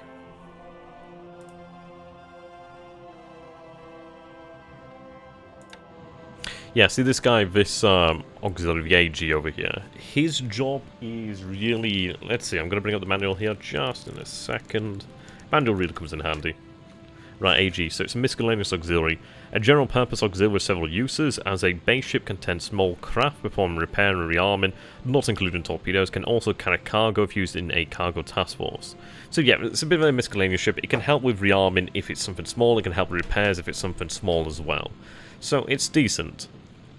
The best thing, though, would be to have this baby actually converted to a ammunition ship, really. Which would be very, very good. We don't have many of those, bear in mind. Okay. They're making pretty damn good progress. I mean, these are pretty fast ships, which is really good. But the AG could be, obviously, well, either be sent to your Luganville or could be sent over here to potentially truck. It wouldn't be potentially too bad of an idea to actually have it at Luganville. At Luganville, what do we have? So we do have Gbali, we have Yoyoy. Mine layer. 2 submarine tenders, we have an aircraft tender. Quite a few transports. We have a fair amount of supply here as well. Where is... Right, okay, so basically how it works is, of course, we do have the base force over here, so the 15th base force. So they have 24 aviation support. So if we take a look at Luganville, so that's the 24 aviation support here. The aircraft tender,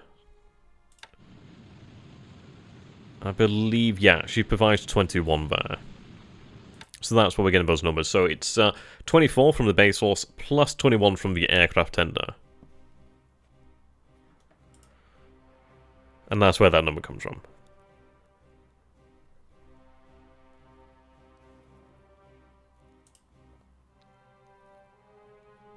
Yeah, I need engineers here. I mean, I do have 8 engineers, they're just apparently not getting the job done. Or it's just moving so very slowly. See, Quengelene actually has a limit here, so that's 53,000 and 33,000.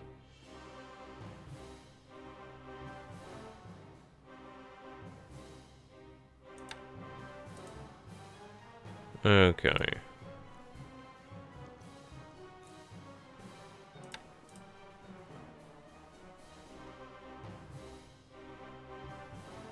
There's a shitload of patrol boats around here.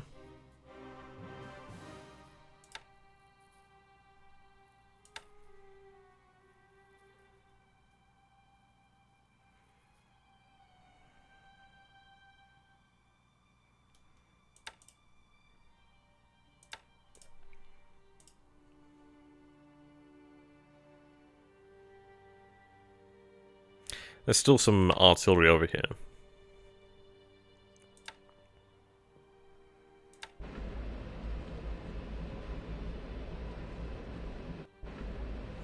Right, so you're enabled to carry mines. But the good news is you're now actually ready, which is brilliant. Now, the good news is, obviously, we are going to have to look at getting some fuel down here so we can actually use Luganville as a submarine base. It could potentially rearm them, obviously, if it does have a supply available. Obviously, it could repair them too, but it can't, well, we can't really refuel them. So if we can get some fuel here, then I can really use Luganville as my submarine base. When repairing ships, are the ones that help repair ships, do those repairs need to be made at task force or at port? They need to be made at port, so you need to disband that task force. That makes it easier. Okay.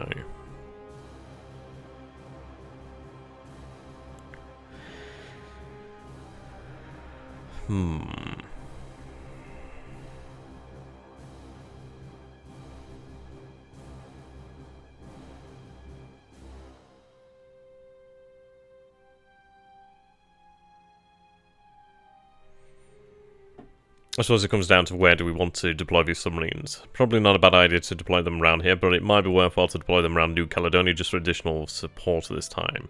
But the thing is, a threat to New Caledonia isn't going to come through surface ships. If he sends surface ships, then I think he'd be rather bold. He knows I do have a very powerful surface force in the area. He might be able to assemble some heavy cruisers, but the thing is, that's not going to mean very much when they're dealing with battleships. Especially with the prospects of dealing with 4 battleships, you know what I mean? Especially Nagata and Mutsu. Nagata and Mutsu are the fucking... They are the bruisers here. They are some big boys. I mean, it's only really when we gain Yamato and Musashi that they're surpassed in terms of, like, well, just firepower. So yeah, they are damn tough. Damn tough. What I'm thinking here is we actually use the Oilers to actually refuel the Fiji cover force and use that more actively around here. Probably not too bad of an idea. Yeah, so both damage, ship, and repair. Yeah, for the most part. I mean, ships that...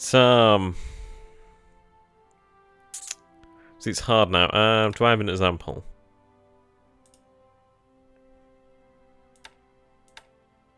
I think they'll undergo some light repair. No, these guys aren't undergoing repair at all. Ever played Rule the Waves? Yes, I have. I played that years ago, actually. I'd love to go back to it in the future. Of course, Rule the Waves 2 is coming out shortly. Well, sometime soon. I would like to do Rule the Waves again. I think I might do another series at some point soon, actually. It might be a bit of fun, to be honest. Take some of the lessons learned and put them into effect. Okay, let's take a look at the industry.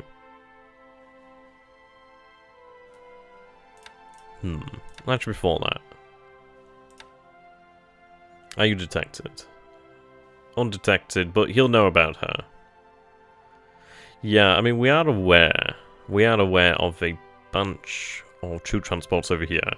So we need to try and frustrate that. So we know he has a fair amount of force here. I'm pretty aware that he does have some... he probably has some warships over there. Not warships.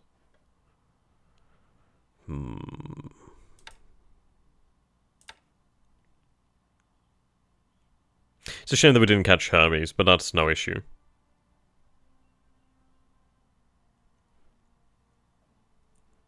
Okay. So I'm going to use the Singapore Express.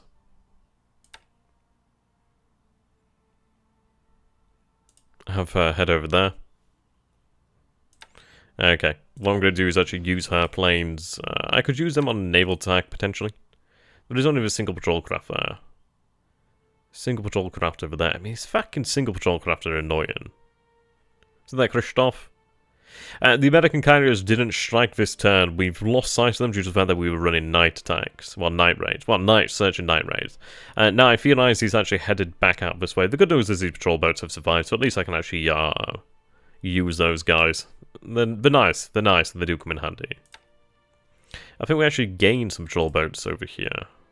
At Sarka. 20,000 supply here, that's good. That's very good. Yep, okay, there we go. So we do have, I believe these would be the first ones, actually. Unless they've only just arrived, but I think these were ones that we were working on. Ships and repair list, 48.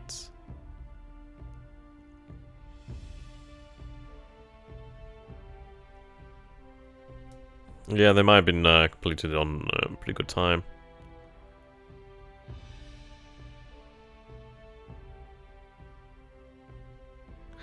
Akikaze. She's actually going to be ready tomorrow, so fantastic. So that's good news then. So we'll actually have the APD Minikaze class ready. I mean, we'll have... I can't remember exactly how many we'll have. Let's double check, actually.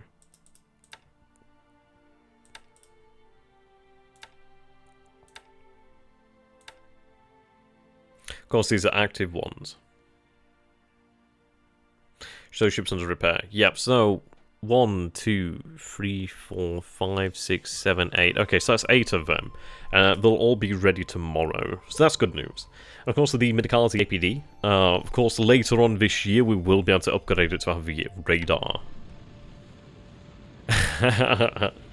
It's alright, my friend. It's alright there, Joseph. No, I do appreciate that, though. But no, these are pretty good numbers. At the end of the day, this is a very niche subject. We're never going to be able to put in numbers like 100, 200, 300, you know what I mean? I just don't know if there's that many people in the actual community, really. At any one time to watch this sort of stuff. But I appreciate that. I appreciate the support. It does mean a lot. But yeah, okay, so we can see here that the APD Minikaze class has 250 troop transport, 150 cargo transport. So to be honest, by having a lot of these guys can come in real handy, to be honest. I'd really like to use them. So we'll have 8 of them in the area of Japan. So obviously once we actually put them all into one force, what I'll probably do is I could actually use them potentially to bring down some additional supply, or even like an engineer unit, or even an AA unit. But we will make a lot of use of these fast transports. These guys are great. How much ability does Japan have to pull back in this game if things go poorly? It honestly really depends on what has happened, really. And it depends really on how your opponent plays. So there, Epic Duck, how you doing, my friends? it's a good question, though. How can Japan pull back? See, the thing is, you've got to learn from the lessons of history to a degree. So, for example, we did see American carriers over here. Of course, they have not struck again this turn and disappeared, as far as we're aware. So the thing is, things could have been radically different. We could have actually hit him here, but obviously we didn't. Now, let's say, for example, we lose... Yeah, let's say that Kidabutai disappears. Huge catastrophic loss, don't get me wrong. But it wouldn't end the war. We'd eventually gain new carriers. We still have the capability to fight. It's just one of these things where you lose a massive amount of force, but you still have not lost the war. The thing is, with Japan, you're never going to conquer the US. You're never going to do that. It's simply not possible, and yeah, it's completely out of the realms of possibility. So as far as it goes for the war, really, in the Pacifics, it's like 1941 to 1942 is really, well, probably 6 months, really, is where Japan has the ability to go out there and really project power. Now, of course, the thing is, if you retain your carriers, you can probably carry that on, but it's going to become difficult. Obviously, the Americans are, well, the Allied forces are really gearing up, especially the Americans out here in the Pacific, obviously going to be really gearing up. But let's say, for example, you lose those carriers. It's difficult. Absolutely difficult. But the thing is, you have these islands, and the Americans will be coming to you to a degree. Of course, they are going to bypass islands. So, for example, Truk over here. Truk can be completely isolated and just left for years on end. It doesn't particularly matter to the Americans. He doesn't have to come in here to Truk. But the thing is, once he does arrive at Saipan, so such as the Marianas, you are going to want to fortify this.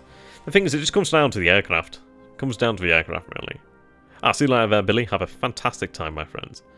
Yeah, it's an interesting one, really. It's like, for Japan to be defeated, it's going to be an economic victory for the Allies. Obviously, they do have to isolate Japan. They have to really crush the industry here. They have to crush the economy and really just starve you out.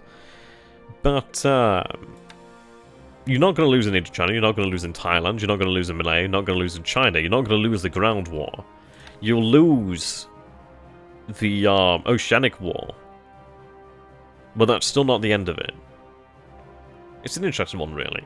Honestly, it depends on really what sort of situation you're talking about, really. But Japan does have the ability to fight consistently. No matter what the odds are, Japan is still able to fight. It doesn't matter if you lose hundreds of planes. Obviously, it's going to set you back, but you're still going to be able to fight proper resistance. I mean, the Japanese in this game obviously do have pretty incredible... well, moral resistance. I don't know even if Japanese units surrender, to be honest, which is really, really handy. It's one of these things. It's like, yes, you can resist, but obviously, can you forestall the inevitable? Can you turn it around? Not unless there's some kind of major thing here. I mean, the idea for us is to just hold on to each and every carrier as long as possible, to be honest, if we can do. So we are going to be using our carriers in that way, but we'll see what happens as the campaign goes on, really. Okay, so we are going to sell out then with the force. Spent a long time talking there, didn't I? Okay, so I'll bring out Gibaldi and I'll bring out Yoyoi. I fucking love that name, Yoyoi. I like that name, as you can tell. Okay, so that brings us up another light cruiser, another destroyer. Okay. Retirement is not allowed. I'm going to tell you to patrol off the coast of Commack. At least for the time being. So they might be there. Either there or there. So they're Pirate Joe. Well, we did unfortunately lose a couple casualties here. About 300 casualties over here at Commack. We did actually find ourselves actually interdicted by a actual minesweeper, annoyingly. Bloody penguin. Well, not penguin, actually. Yeah, that's not that, but that's very important information. Yeah, here we go. No, not that one. There we go. So yeah, unfortunately 374 casualties, which is a pretty painful thing there.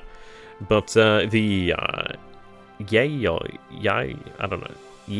Yay, I don't know. Pronounce that. Maru anyway. She eventually went down, actually. 4 shell hits and she does go down, so it's a shame. But we do land at Commack, and rather fun. Rather big surprise is there's actually 1,600 troops over here at Commack, which is surprising, but we can deal with that.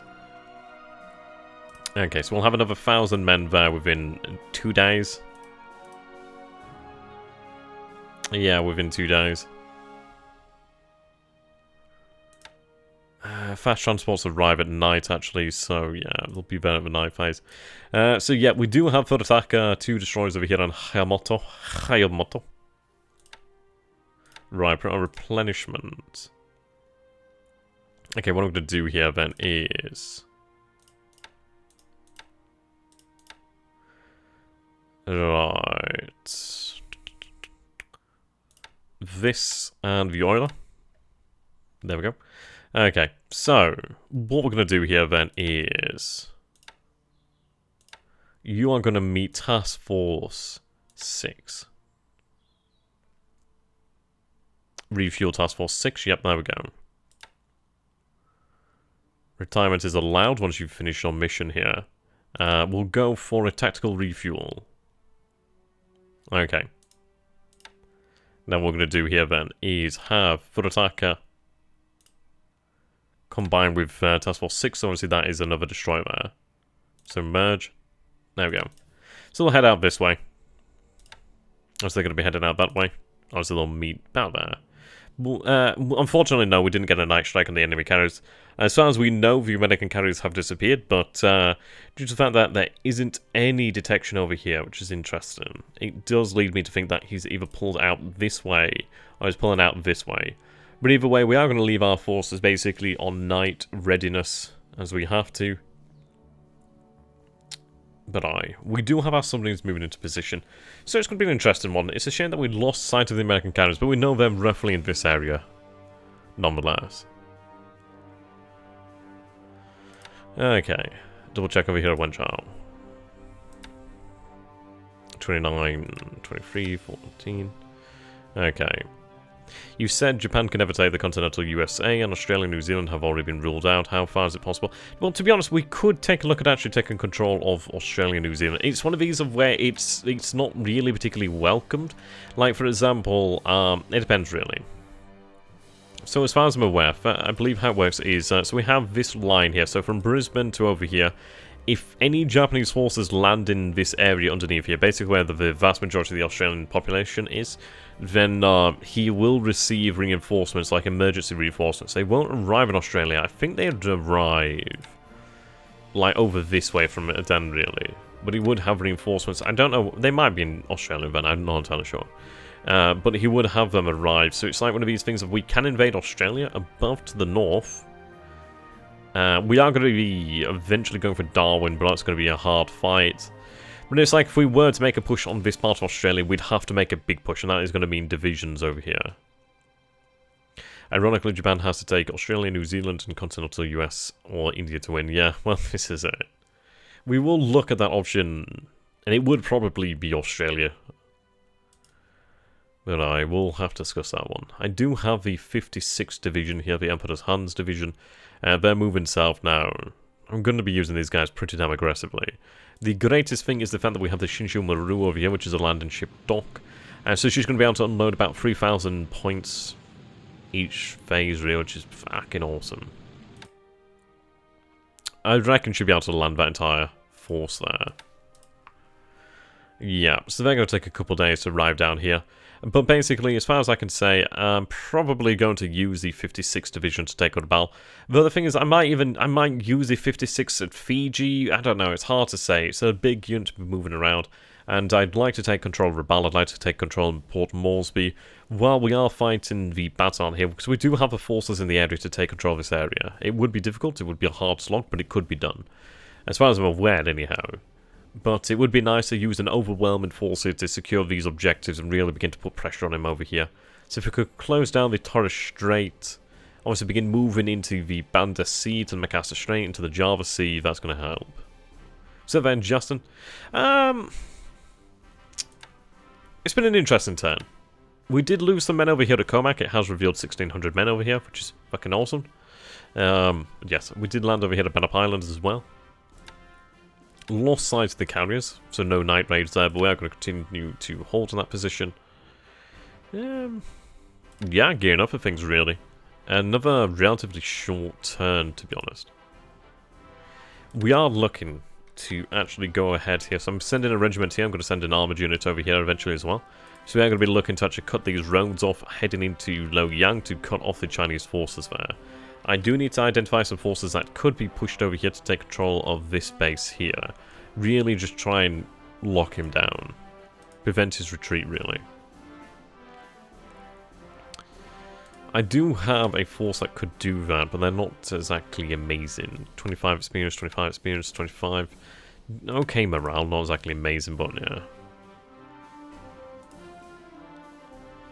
I need these garrisons. Really bloody do. Okay, you could be moved out. The Hermes, we did interdict that force with a submarine, but we only found the actual escorts, not the actual carrier itself, unfortunately. And to attack Australia, you will first need to control Dutch East Indies. We don't have to control the Dutch East Indies to attack Australia. It is obviously helpful, depends on really where we'd want to go, but we don't have to explicitly control the Dutch East Indies to do so. Now, New Guinea is one of these of where we are going to be taking control of, well, I suppose in a way we do have to control elements of New Guinea, but we don't have to control the entirety of New Guinea. It's one of these things of we have to control key bases, but we don't have to control all of it. But it would be nice. Yeah, the idea of the Southern Pacific operations is to really just sever the supply lines between the US and Australia, to be honest. And that can be accomplished. We are going to need to control Norfolk Island. I'm half tempted to send out a fast transport here to Norfolk Island to take control of that. It would be nice to have the airfield there. It would definitely isolate New Caledonia, but it is very, very close to Auckland. Very close to New Zealand. It's very close to his forces out here. This is one of those that probably it's not worth it getting ahead of ourselves yet. Right, so they're going to be heading out. And they'll be refueled, reinforced. Yeah, it might be that we have to seriously look at landing in Australia, to be honest. Might have to. There's a lot of victory points here. I mean, Sydney is 2400, Melbourne's 2300. I mean, if we want a quick automatic victory, we need to look at that. The thing is, it's like taking control of Fiji is going to score us a lot of victory points, taking control of New Caledonia is going to score us a decent amount of victory points as well. Well, not so much New Mao. New Mao is surprisingly undervalued, really, I suppose. But yeah, Nadi, Suva, 675, 75. I mean, taking Pago would be very nice at 100 points, which would be nice. What would you need? You would need to get Perth to close to Cape Town to supply. Yeah, pretty much. Oh, close. Yeah. Well, this is it. I mean, obviously he's gonna have. He can still go around here, but that's gonna take a fucking lot longer.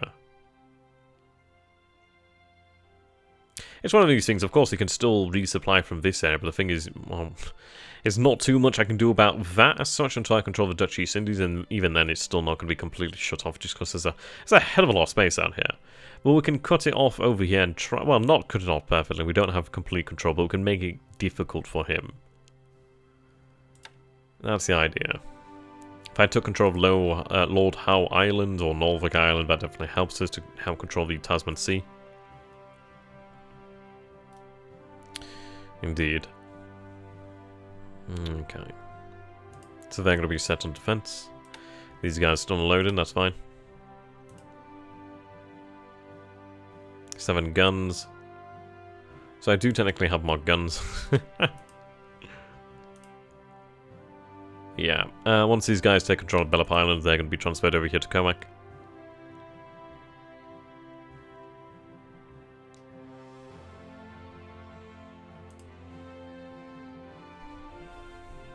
Okay, the surface force is going to be setting out. I'm detaching the Hiei and Kirishima. I don't know if I'll regret this, but I don't think it's the worst thing. I'll have it to ultimately join onto the Fiji cover force. It might even be worthwhile to tell them to join up with the Fiji cover force ASAP, to be honest. I don't like the fact that they're unescorted. US to Sydney convoys need to be refueled. Cape Town, Perth do not. It's one of these, though, of like, how much is he really going to have out this way? Of course, he can still do it. But, I mean, it's like saying, because we can't do it perfectly, therefore it's not worth it. It's going to cause him a lot of issues. The forces he's going to have available aren't going to be over here. They're going to be over here for the most part. It'll make his life difficult. Okay, so we've taken control of this base. We are going to go into shock attack to take it. Now, with that taken, we could, of course, go for the long march over here, but I don't think that's worthwhile. We'll take a look at the actual terrain here. Yeah, terrain is not conducive to that. You should move that BB task force a bit to the west of the landing force in case THG sells out an Aussie task force. The thing is, he could do that, but it's going to take some time. You've got to bear in mind that these ships aren't going to be staying here. He knows Kidabutai is still in the area as well.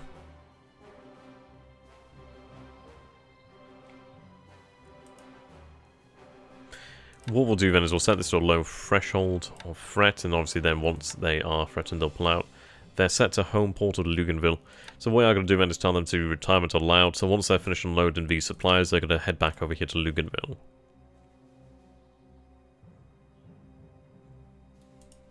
Okay.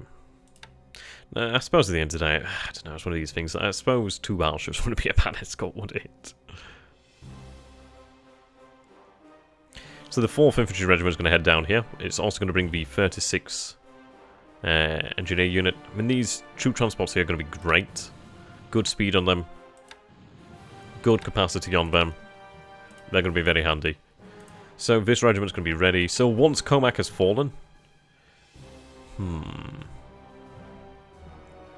Yeah. We're going to go all in at Commack. So once Commack is taken and the units here routed... I mean, they will probably retreat. I'd imagine they would retreat, especially with their way out here. I suppose this is it. It's like, unlike, let's say... I don't know, let's say that there was a battle at Luganville. His forces there would really only have a choice of, well, surrender or fight to the death, really. Well, as the forces over here at Commack, they do have the option to retreat. So I don't know if you'll have the ability to stop them from retreating if they so wish to do so. So that's good. We might not have to fight them to destruction. We may be able to force them to retreat, which is good. It would mean that we'd have to finish them off, but it's still good. We'd have control of it there. Okay. Right. But now I understand the planning here, but the thing is, it's like you've got to bear in mind, we will be running naval search next turn.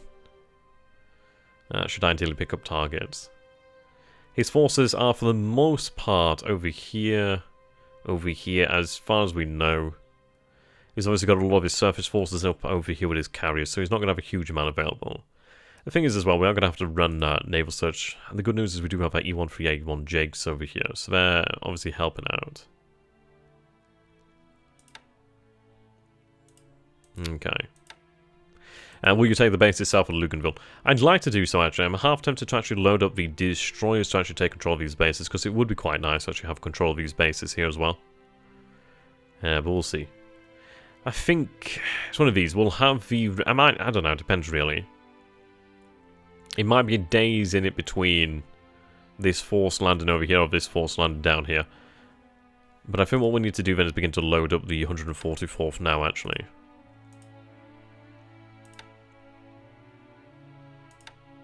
I'd say so. And of course I do have the 61st Naval Guard as well, so it wouldn't be a bad idea to send them too, just really send a large force. Ideal circumstances is basically Commack falls before that. I am going to have to get those H6K2s down here to actually get some supply flown in, just to aid us over there. So if we can do so, I'm going to do so.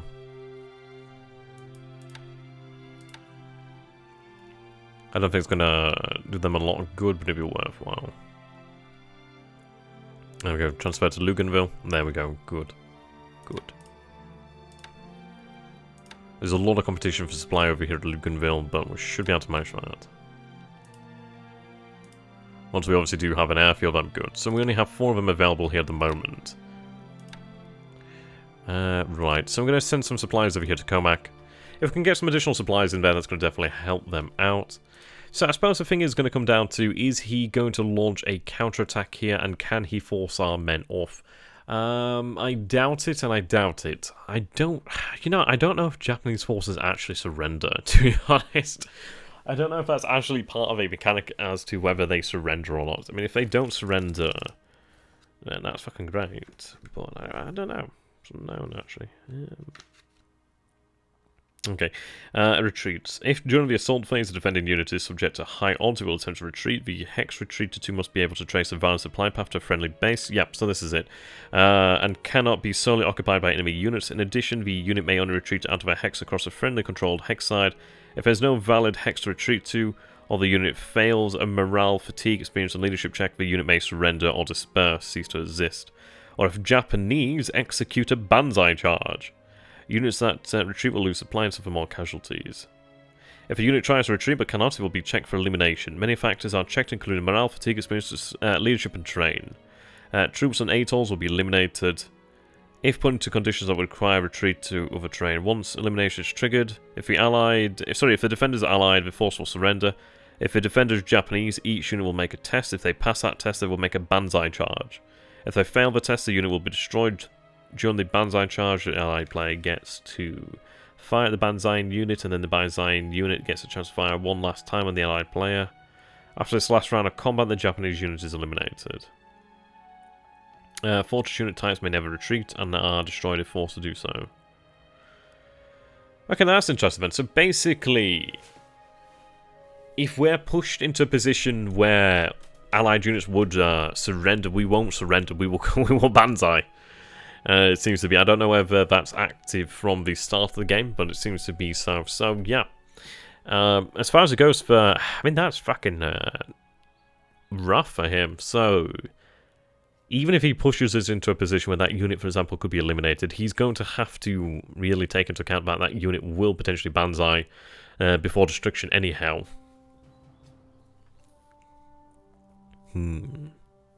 That's good. So obviously we'll rest until next turn then, or possibly 2-3 days, give or take. So we do still have 38 combat value there. Obviously that's going to increase as time goes on, as the unit recovers. We do have a fairly good amount of leadership there. We are going to see reinforcements land as well. So that's good news. He's going to celebrate this as a victory and a frustration of our landers over here at Commack, but honestly this is just the opening part. And we will be successful here.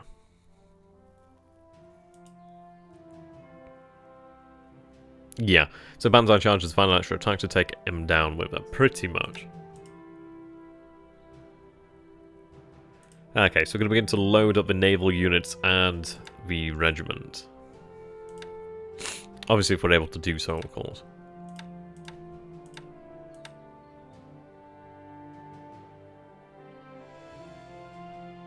I'm going to take the cruiser mine now, because fuck, it's got transport capabilities.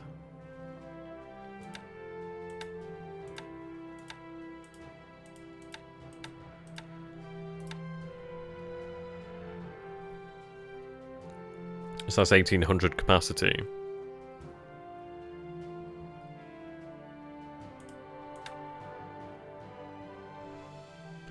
What could I manage if I turn this into a fast transport, for example?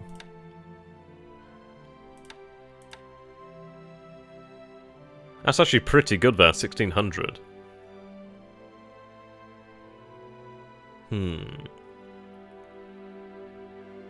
What if Banzai charge destroys a unit? Then I suppose it's one of these of it's either destroyed or it succeeds, really. If it doesn't succeed, it's destroyed. If it succeeds, then it isn't destroyed.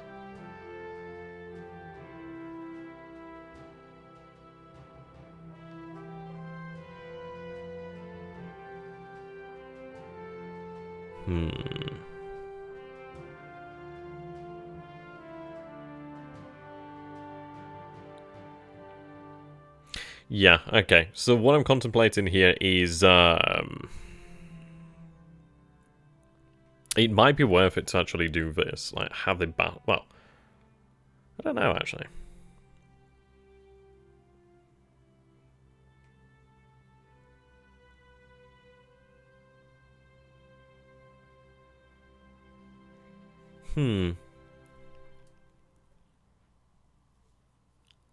How big is this unit to transport, then?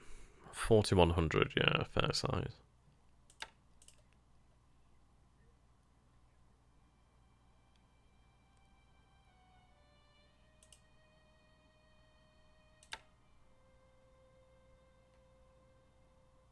How many men aboard here? Fair few.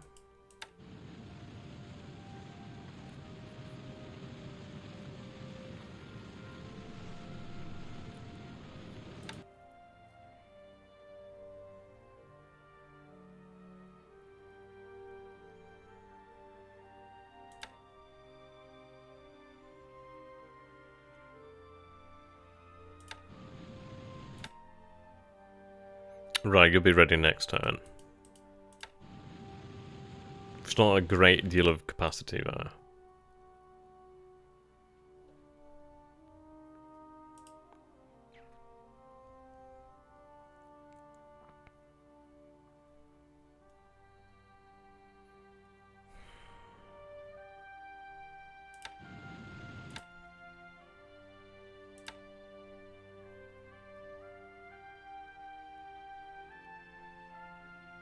Okay. This unit's going to head over here to Luganville.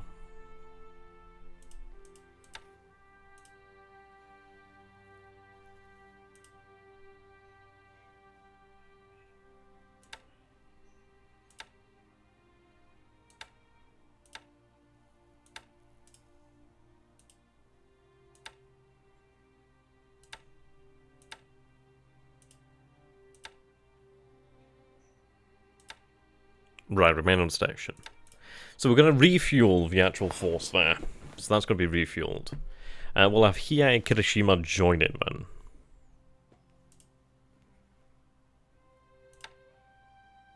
You're going to merge with 289. Well, actually, it should be merging with 6 now. So we'll have them merge with 6.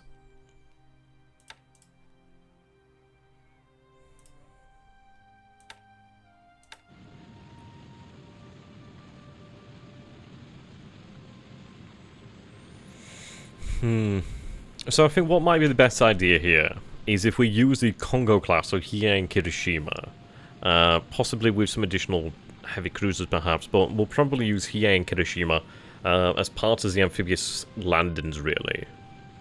They don't have the largest amount of armor, but the idea is that they should have enough armor to really facilitate the landings, but ultimately, due to the fact that they are at 29 knots, so they're pretty damn capable ships, they can move pretty quickly. They should be able to then go back to track and rearm much sooner than Nagato and Mutsu. So Nagato and Mutsu could remain on station then. Obviously fully armed, fully ready, able to see off potential attacks, really. We'll see. What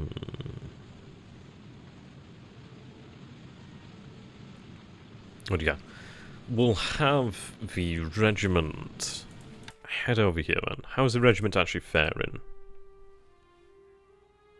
Yes, it's on transport as well, so is it actually in combat mode? No, they're in strategic mode. Okay, so they need to unload and then reload in combat. So that is gonna slow operations down, but that's fine. It's probably for the best, really. Yep, so they'll unload their cargo over here.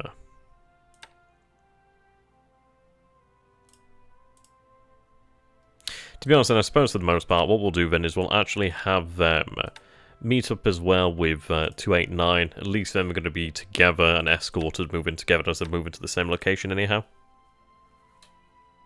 Okay. Yep, so they wouldn't be of use if they landed over here at Commack. So at Commack, let's take a look. I could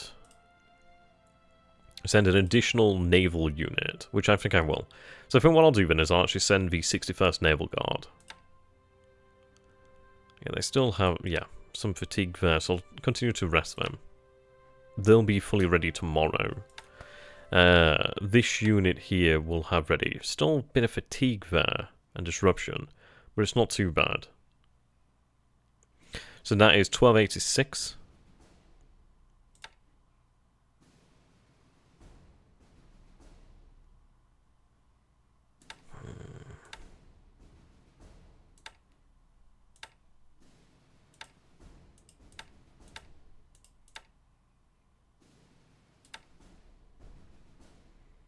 Need that supply.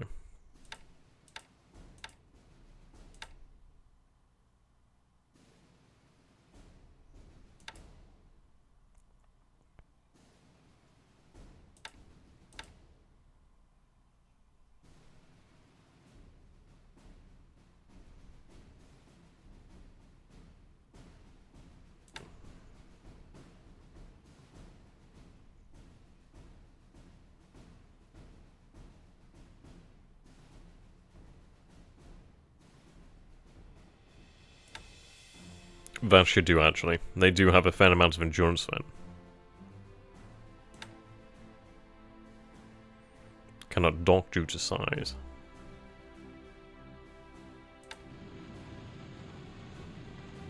Insuguru has no armor, but at least she does have some actual guns. She also does have a float plane, which is nice. Apparently you're doing, yeah, that's obviously wrong.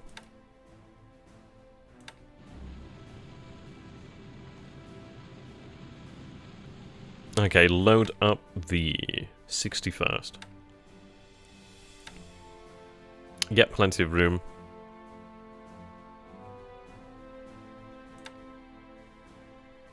Set that load.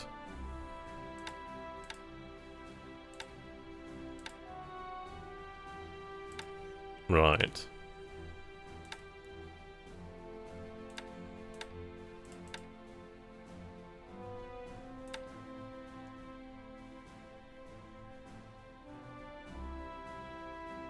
Take W8. There we go.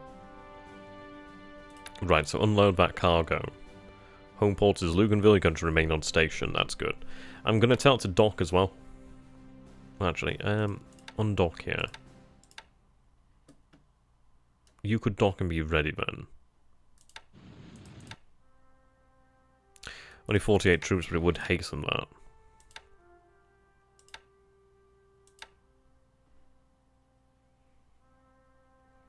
A little bit too big there. Let's see. 750 men there. What I'll do is I'll split it in half.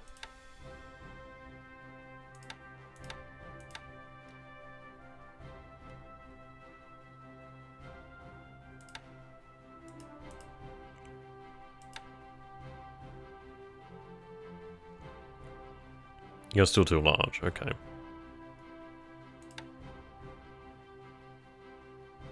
You can dock now, so that's good.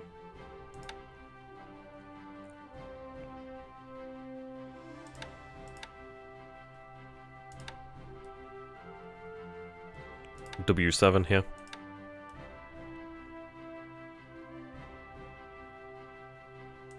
Unload.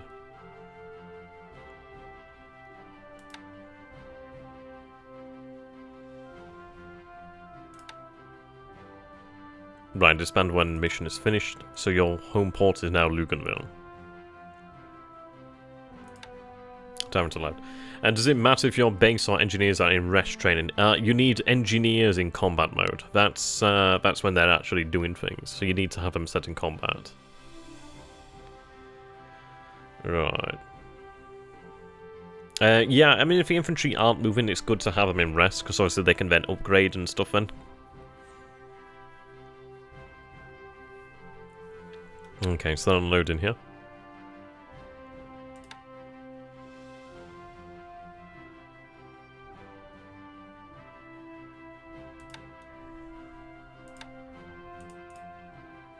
Suppose patrol, might as well.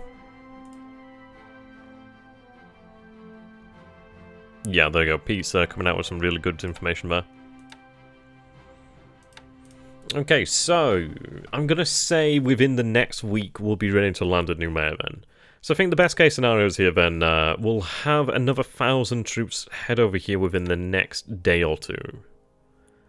I'm actually somewhat tempted to put them on top speed. I think they should be able to manage it. So that's going to be the 52nd Naval Guard there with 1,000 men. I'm going to have the 61st load up, so there's about 72 men on board now. We have then another... Yeah, over another... Yeah, so 1,500 men, give or take. So we'll have something in the region, about 3,000, region of about 3,000 odd men, which is going to be good as well. So that should be able to deal with Commack. So Commack's going to be dealt with by the SLF and the Naval Guard. They're going to deal with Commack. The Army, the IGA, is going to be dealing with Noumea. The good news is that it gives us time for the, obviously, yeah, we'll actually have here then, so let's take a look. So we'll actually have then another unit of engineers over here, that's going to be really handy. 12 engineers, pretty good, pretty good. Ideally they can actually unload the searchlights, and probably might not be able to, but ideally they can. But that's going to be another 24 aviation support. It's going to be a little bit more support as well, so 45. So yeah, that's great news. The engineers are going to be very important. But the thing to bear in mind is, as well, we do have the mortar battalion. So that's 36 mortars there, which not a huge amount, but it's going to come in handy. Let's take a look. To be honest, I'm actually going to have them head down here. They could be really handy down here. They are unescorted, which, yeah, don't worry, worries me, but we'll make do. Now, the carriers could be about there. Okay. Are combat engineers and construction engineers separate units? That's a good question. Right, now the oiler. We'll set the home port here to Tulagi for the time being.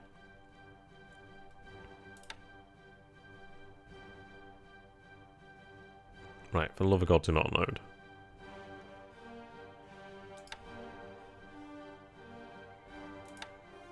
More importantly to me, when infantry and other units are in rest mode, their disabled scores devices repair much faster, especially if in a base near their headquarters has a lot of supply. Yep. Right. Where's it going to tell them to meet Kidabutai? About there.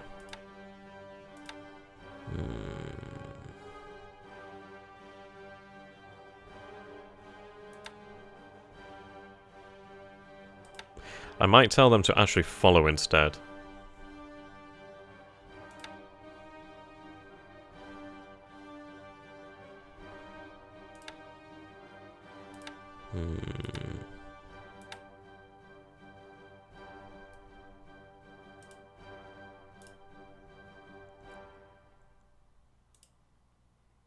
And technically, I don't have to refuel them for them to make it to truck. They can spread that fuel out and make it to truck anyhow. I think what we'll do then is we'll hold off another turn. We'll hold off one more day.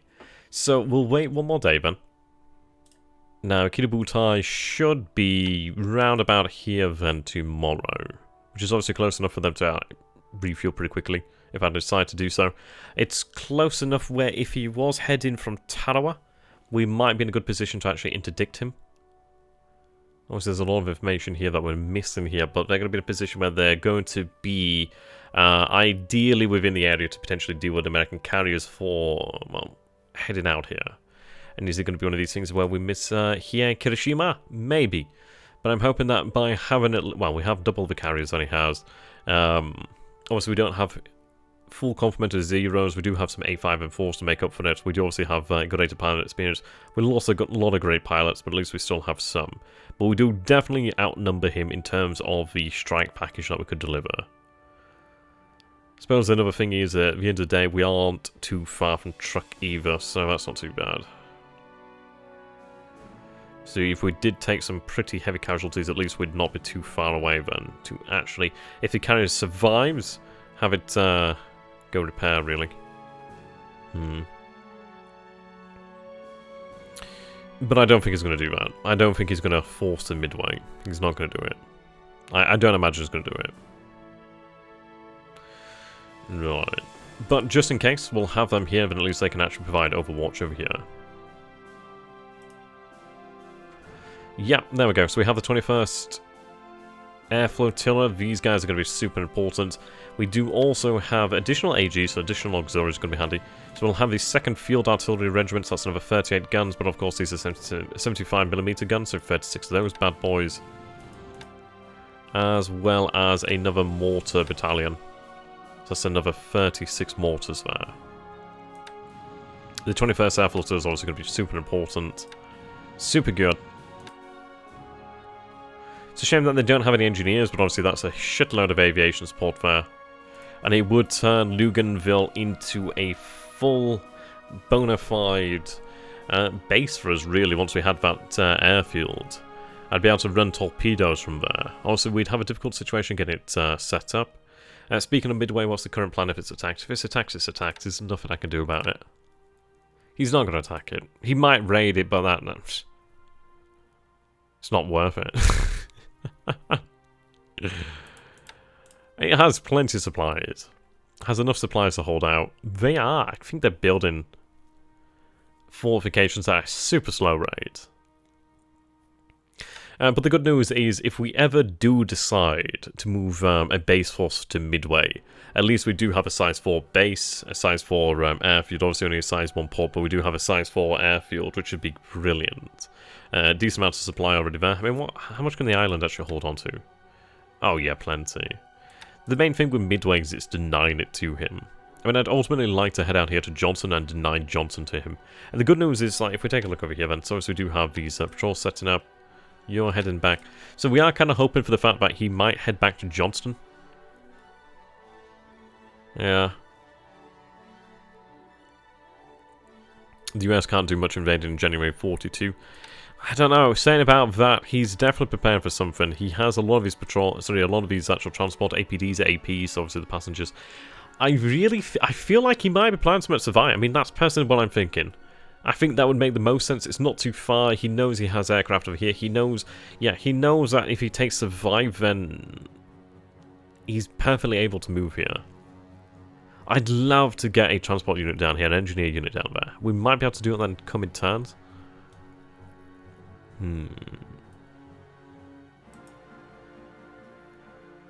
Yeah, additional supplying oilers here too. So they're heading to merge with 281, which is obviously the air flotilla. Not a bad idea, at least then that's going to make sure they're well protected.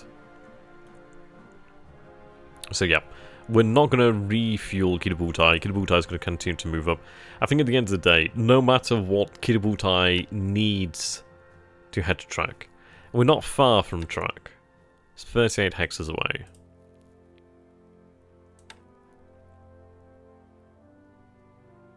It's not far. Right, I'm going to move the L3Y2s.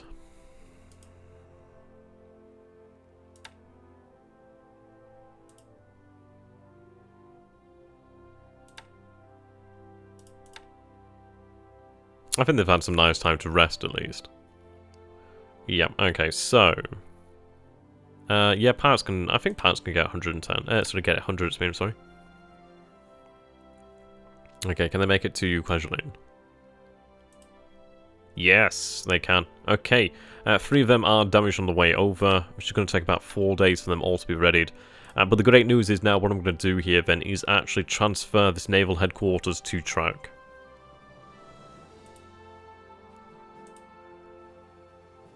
Very good. Okay. 6th Fleet, yep, okay. Awesome, it's already ready to go. Okay, select destination as track. There we go.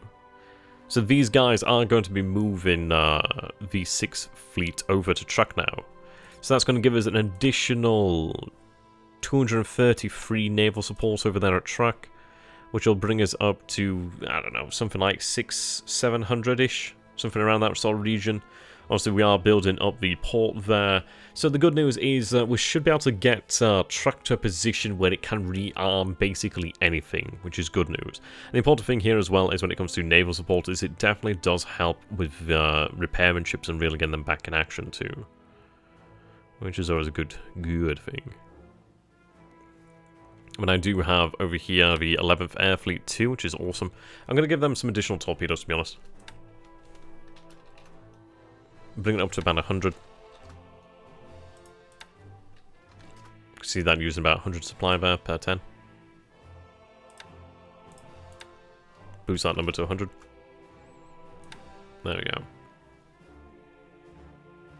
Right now they're planning for Takao. I mean, where the fuck do you plan for? Probably not Takao.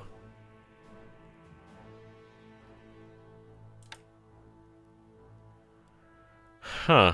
That's a good one of where do you bloody plan for?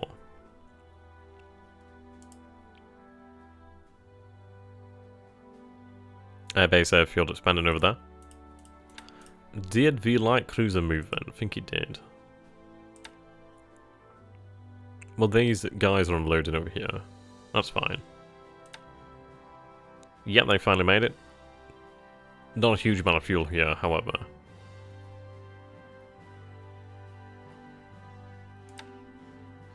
My great revenge against the disaster that was the fishing trip I had yesterday has ended in complete failure. The fish hid and I was going to give up no matter how many attempts. I'm sorry about that, man. Maybe next time, eh?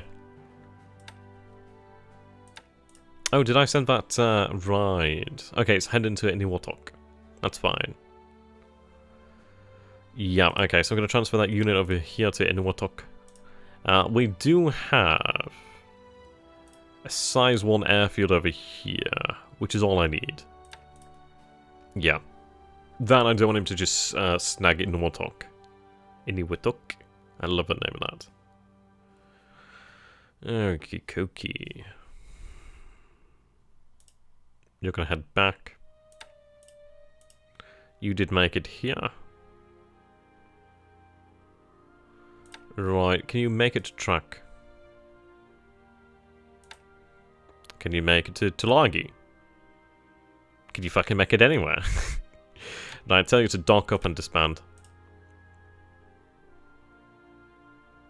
I'd love to know what happened to these H6Ks. They might have been lost as operational, or they might have been shot down.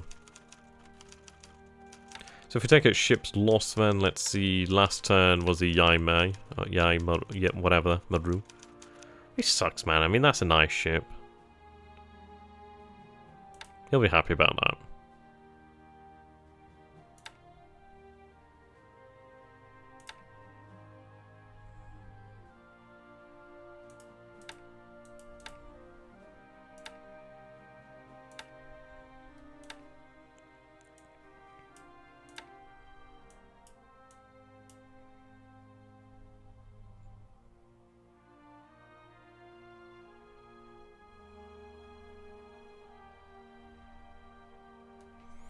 Yeah. Freshwater fish too, John Zero. I like that. Oh dear. Okay. Yeah, 2 operational losses there. So let's take a look at aircraft losses.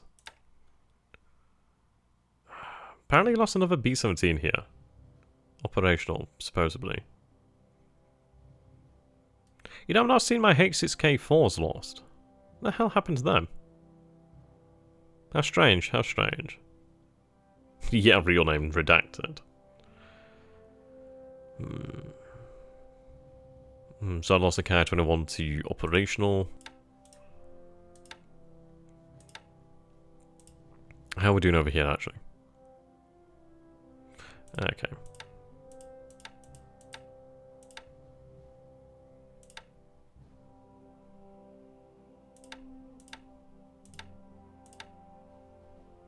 Yes, we must go for another attack.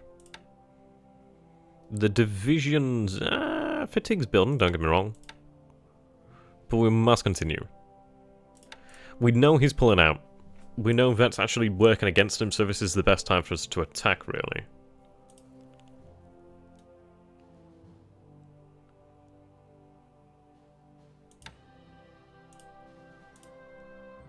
Right, they're heading out with the naval construction.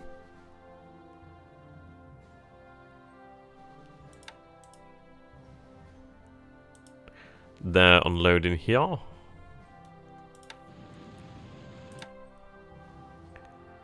Three vehicles aboard. Well, motorized support. I think I just looked at that one. Oh, they're both free, okay. So they'll be done tomorrow.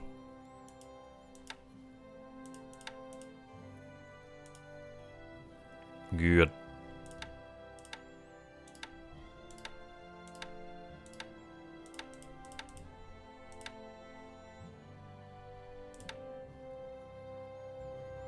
Right, all the march to Clark.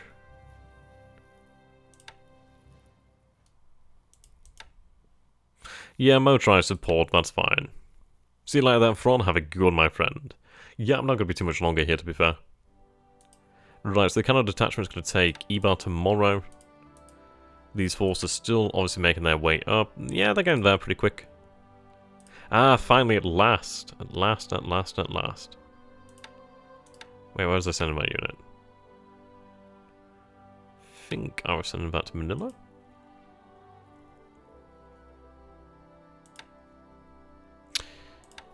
Yep, they're marching. Okay, so they might even be there potentially tomorrow? Maybe. It's a decent road, so maybe. It's either tomorrow or the day after. But that's really good news, so at least we'll have a couple units of engineers there, which is going to be really, really, really good. How is Japan's resource situation looking like? Well, as far as it goes, it's like we do still have fuel for 2 years, give or take. What I'm going to do here then is we'll save it here. So...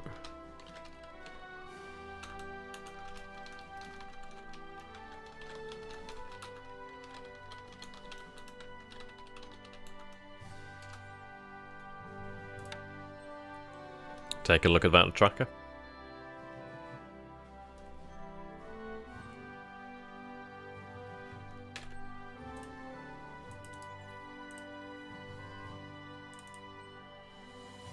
.004.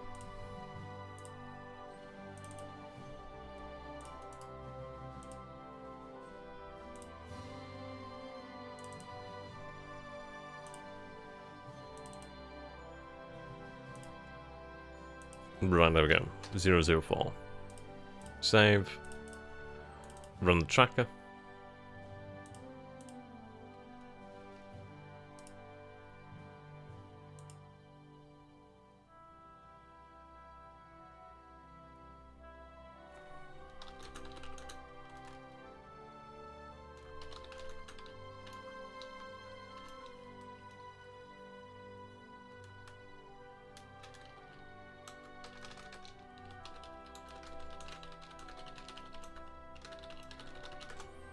Okay.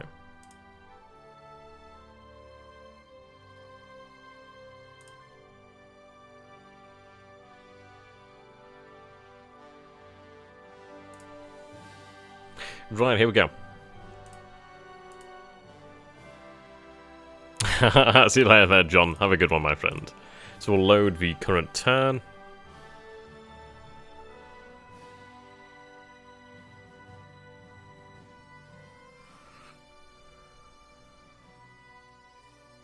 There we go.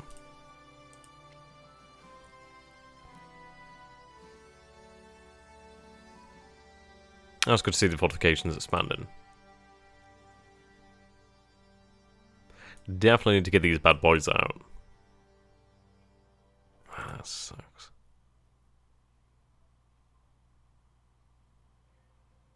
Yeah, a bunch of units reaching their locations. Okay, so let's take a look. Yep, okay, so since we've actually stopped the production of the merchant yard, obviously that has really increased the amount of heavy industry that we have available now, which is quite nice. Build that up in the stockpile. So we're actually at a resource surplus here, technically, for the first time. So as I'm aware, I think this is the first time. Obviously, this means that we aren't... if we had all the resource centers actually heading straight into our industry, we'd be okay. But obviously, since we have to get it there, it's going to be a different story.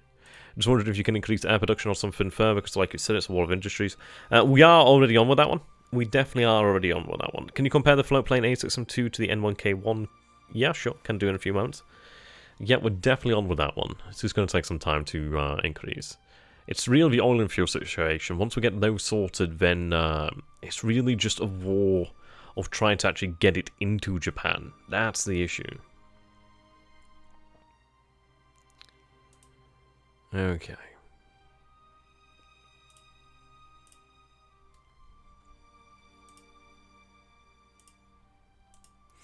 So, let's double check.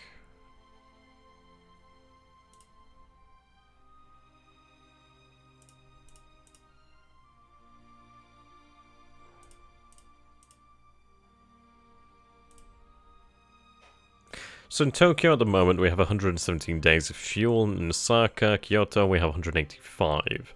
Obviously there is fuel elsewhere in Japan. That's how much we have in the cities for the time being. It doesn't actually represent the total amount in Japan. In Japan itself...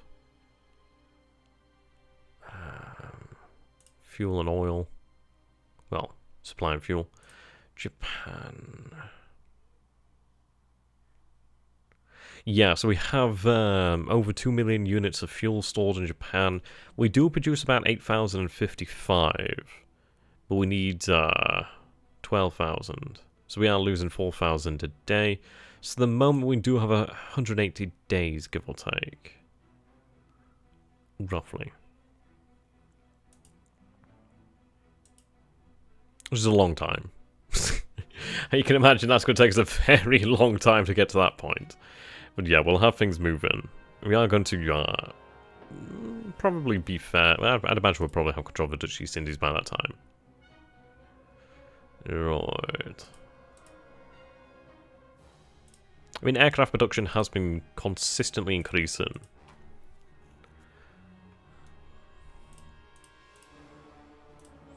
Yeah, so for example, we produce 81 Ki-43s per month now, so it's a 2.7 per day. I mean, the per day really is the one that matters in the short term. 69 A6M20, so at the moment I have 29 A6M20s in the actual pool, 24 Ki-43 1Cs in the pool here. I only produce one a month. I actually might need to look at that, but we'll see. It might be that I just replace some of the MC21s.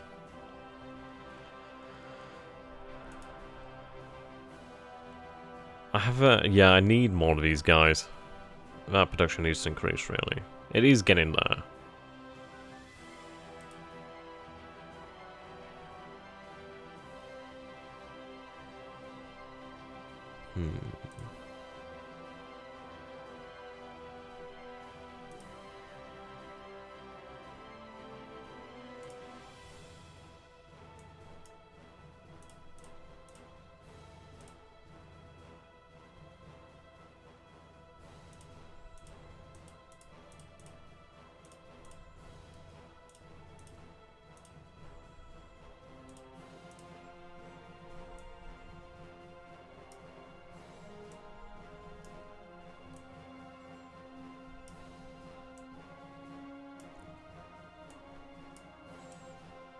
Yeah, so obviously that's all at night. Obviously we're going to be changing over aspects of that to the day. Fairly good search down here. Very good search around Kiributai, actually. I mean, I really could do with actually getting some engineers down here to survive, and bloody some float planes as well. It'd be beautiful, to be honest. We are going to be running patrols from these bases over here at the Shortlands and over here at Guadalcanal too. Well, Tulagi, sorry.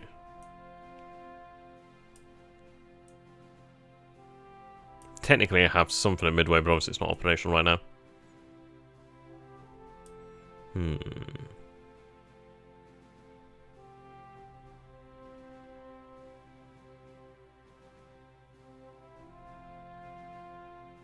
Yeah, no issue there, Rez. In terms of like merchant yard production, it's due to the fact that we do have 10,141 of those points actually in the pool. Let's take a look.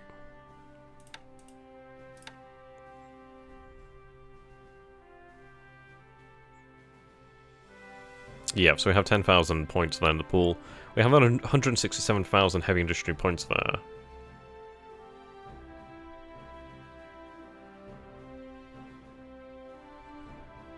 Okay.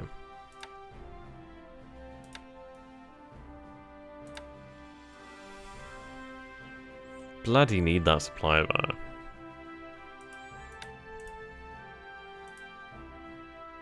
Right, good, they've arrived.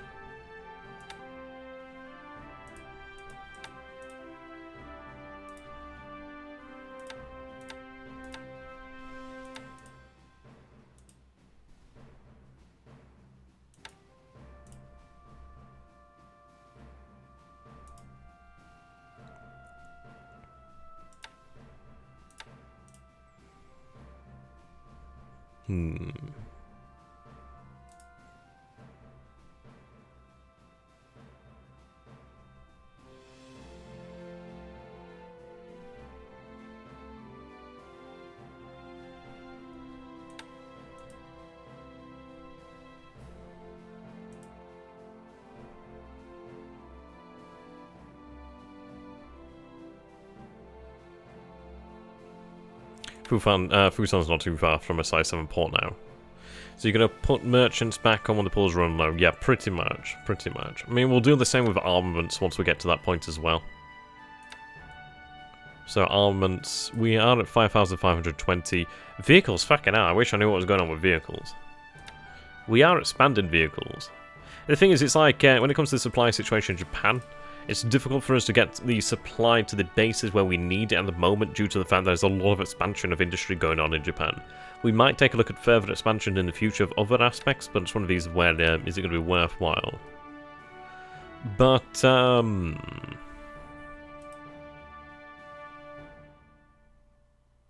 right, that unit was there, okay. I think we are going to use that unit to pick up some other units. Yeah, so I'd say we'll leave it here for tonight then. So, to be honest, it's one of these of where it's been a little bit soured by the landings over here at Commack. But I suppose this is it. From our intelligence and suggestions of intelligence, we really didn't know much about it. So it's interesting. We might have to just factor in lower reconnaissance over jungles, perhaps, or even higher reconnaissance. Well, obviously we just need some bloody dedicated planes, don't we? Might want to leave some wiggle room with armaments. Yeah, we're going to leave that on for a while. Build that back up. But indeed. We took a loss over at Commack, but in reality, it's one of these, well, we have to expect it. We are making landings here against hostiles, so it is going to be expected. I suppose in the future, if we are going to be hitting, we'll make sure that they do have the escorts embedded in with them. I suppose at the end of the day, it's worth it to sacrifice that ammunition as part of that bombardment if it means that they make it there. So THD will be fucking happy, I know bloody well will be. But we will see another 1,000 men arrive at Commack, maybe tomorrow, maybe the day after, another 200, 300 men after that. Potentially another 1,500, 1,600 after that as well at Commack. So the Indians will be broken at Commack in time, which is obviously to get the supply there. We are moving supply there via H6K2Ls from Luganville to Commack itself. So only a small amount of supply, but that small amount of supply is going to be a godsend. At Kwajalein, we are going to be using the L3Y2s to actually transport the 6th Naval Headquarter unit from Kwajalein to Track to actually boost the amount of naval support there that's available so we can rearm our ships and do it in a speedier fashion. Obviously, a lot of stuff there, naval support. We have detached Hiei Kadashima. They're going to be joining the Fiji Cover Force. The Fiji Cover Force is going to be waiting for the 2 regiments.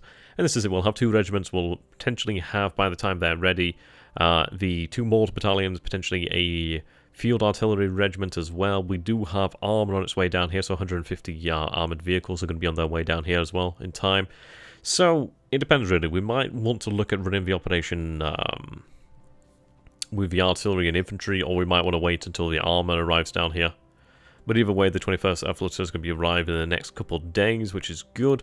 Once the 21st Air Flotilla arrives, we are going to actually be able to look at, once we do have an airfield here established, we are going to actually be able to look at establishing a G3, G4 squadron down here, which would then give us far more flexibility, a lot more flexibility. And be able to then have the naval bombers run reconnaissance around the area, obviously have them in a position where they could strike. And this is it. I'll probably not have them go out alone. I'll probably use them in a reconnaissance role, perhaps. But I think once we do find the enemy, we'll probably use them to aid our surface forces, really. So, yeah. We will expect losses, and it's going to be one of these things where we are going to see losses down here in this area. But ultimately, I think and I believe we can be victorious. And as always, banzai, banzai, banzai, ladies and gentlemen. Until next time, thank you so very much for your support. If you guys have enjoyed this and you do wish to support me, there's actually now a new option, but we'll go back to the old options here for the time being. If you'd like to support me, you can do so either via Super Chat, PayPal, or even becoming one of my Patreon backers, which obviously I will find some way to reward you guys for. There is a new option in the form of prints available to actually purchase. I'm going to be working on some new prints and ideally increasing the amount available, and I really want to try and make it one of these things where I don't want to rip you guys off. It's one of these things of where if you guys want to support me but you'd like to have something for it, then at least there's that possibility. So until next time, thank you so very much for being here, as always, ladies and gentlemen. Oh, it's going to be an interesting one. I think we'll probably have this turn done within one more session, really. Not going to be too terribly long one. Until next time, thank you for watching, and goodbye for now, ladies and gentlemen. Have a fantastic day or evening, wherever you are, whatever you're doing. Until next time, goodbye.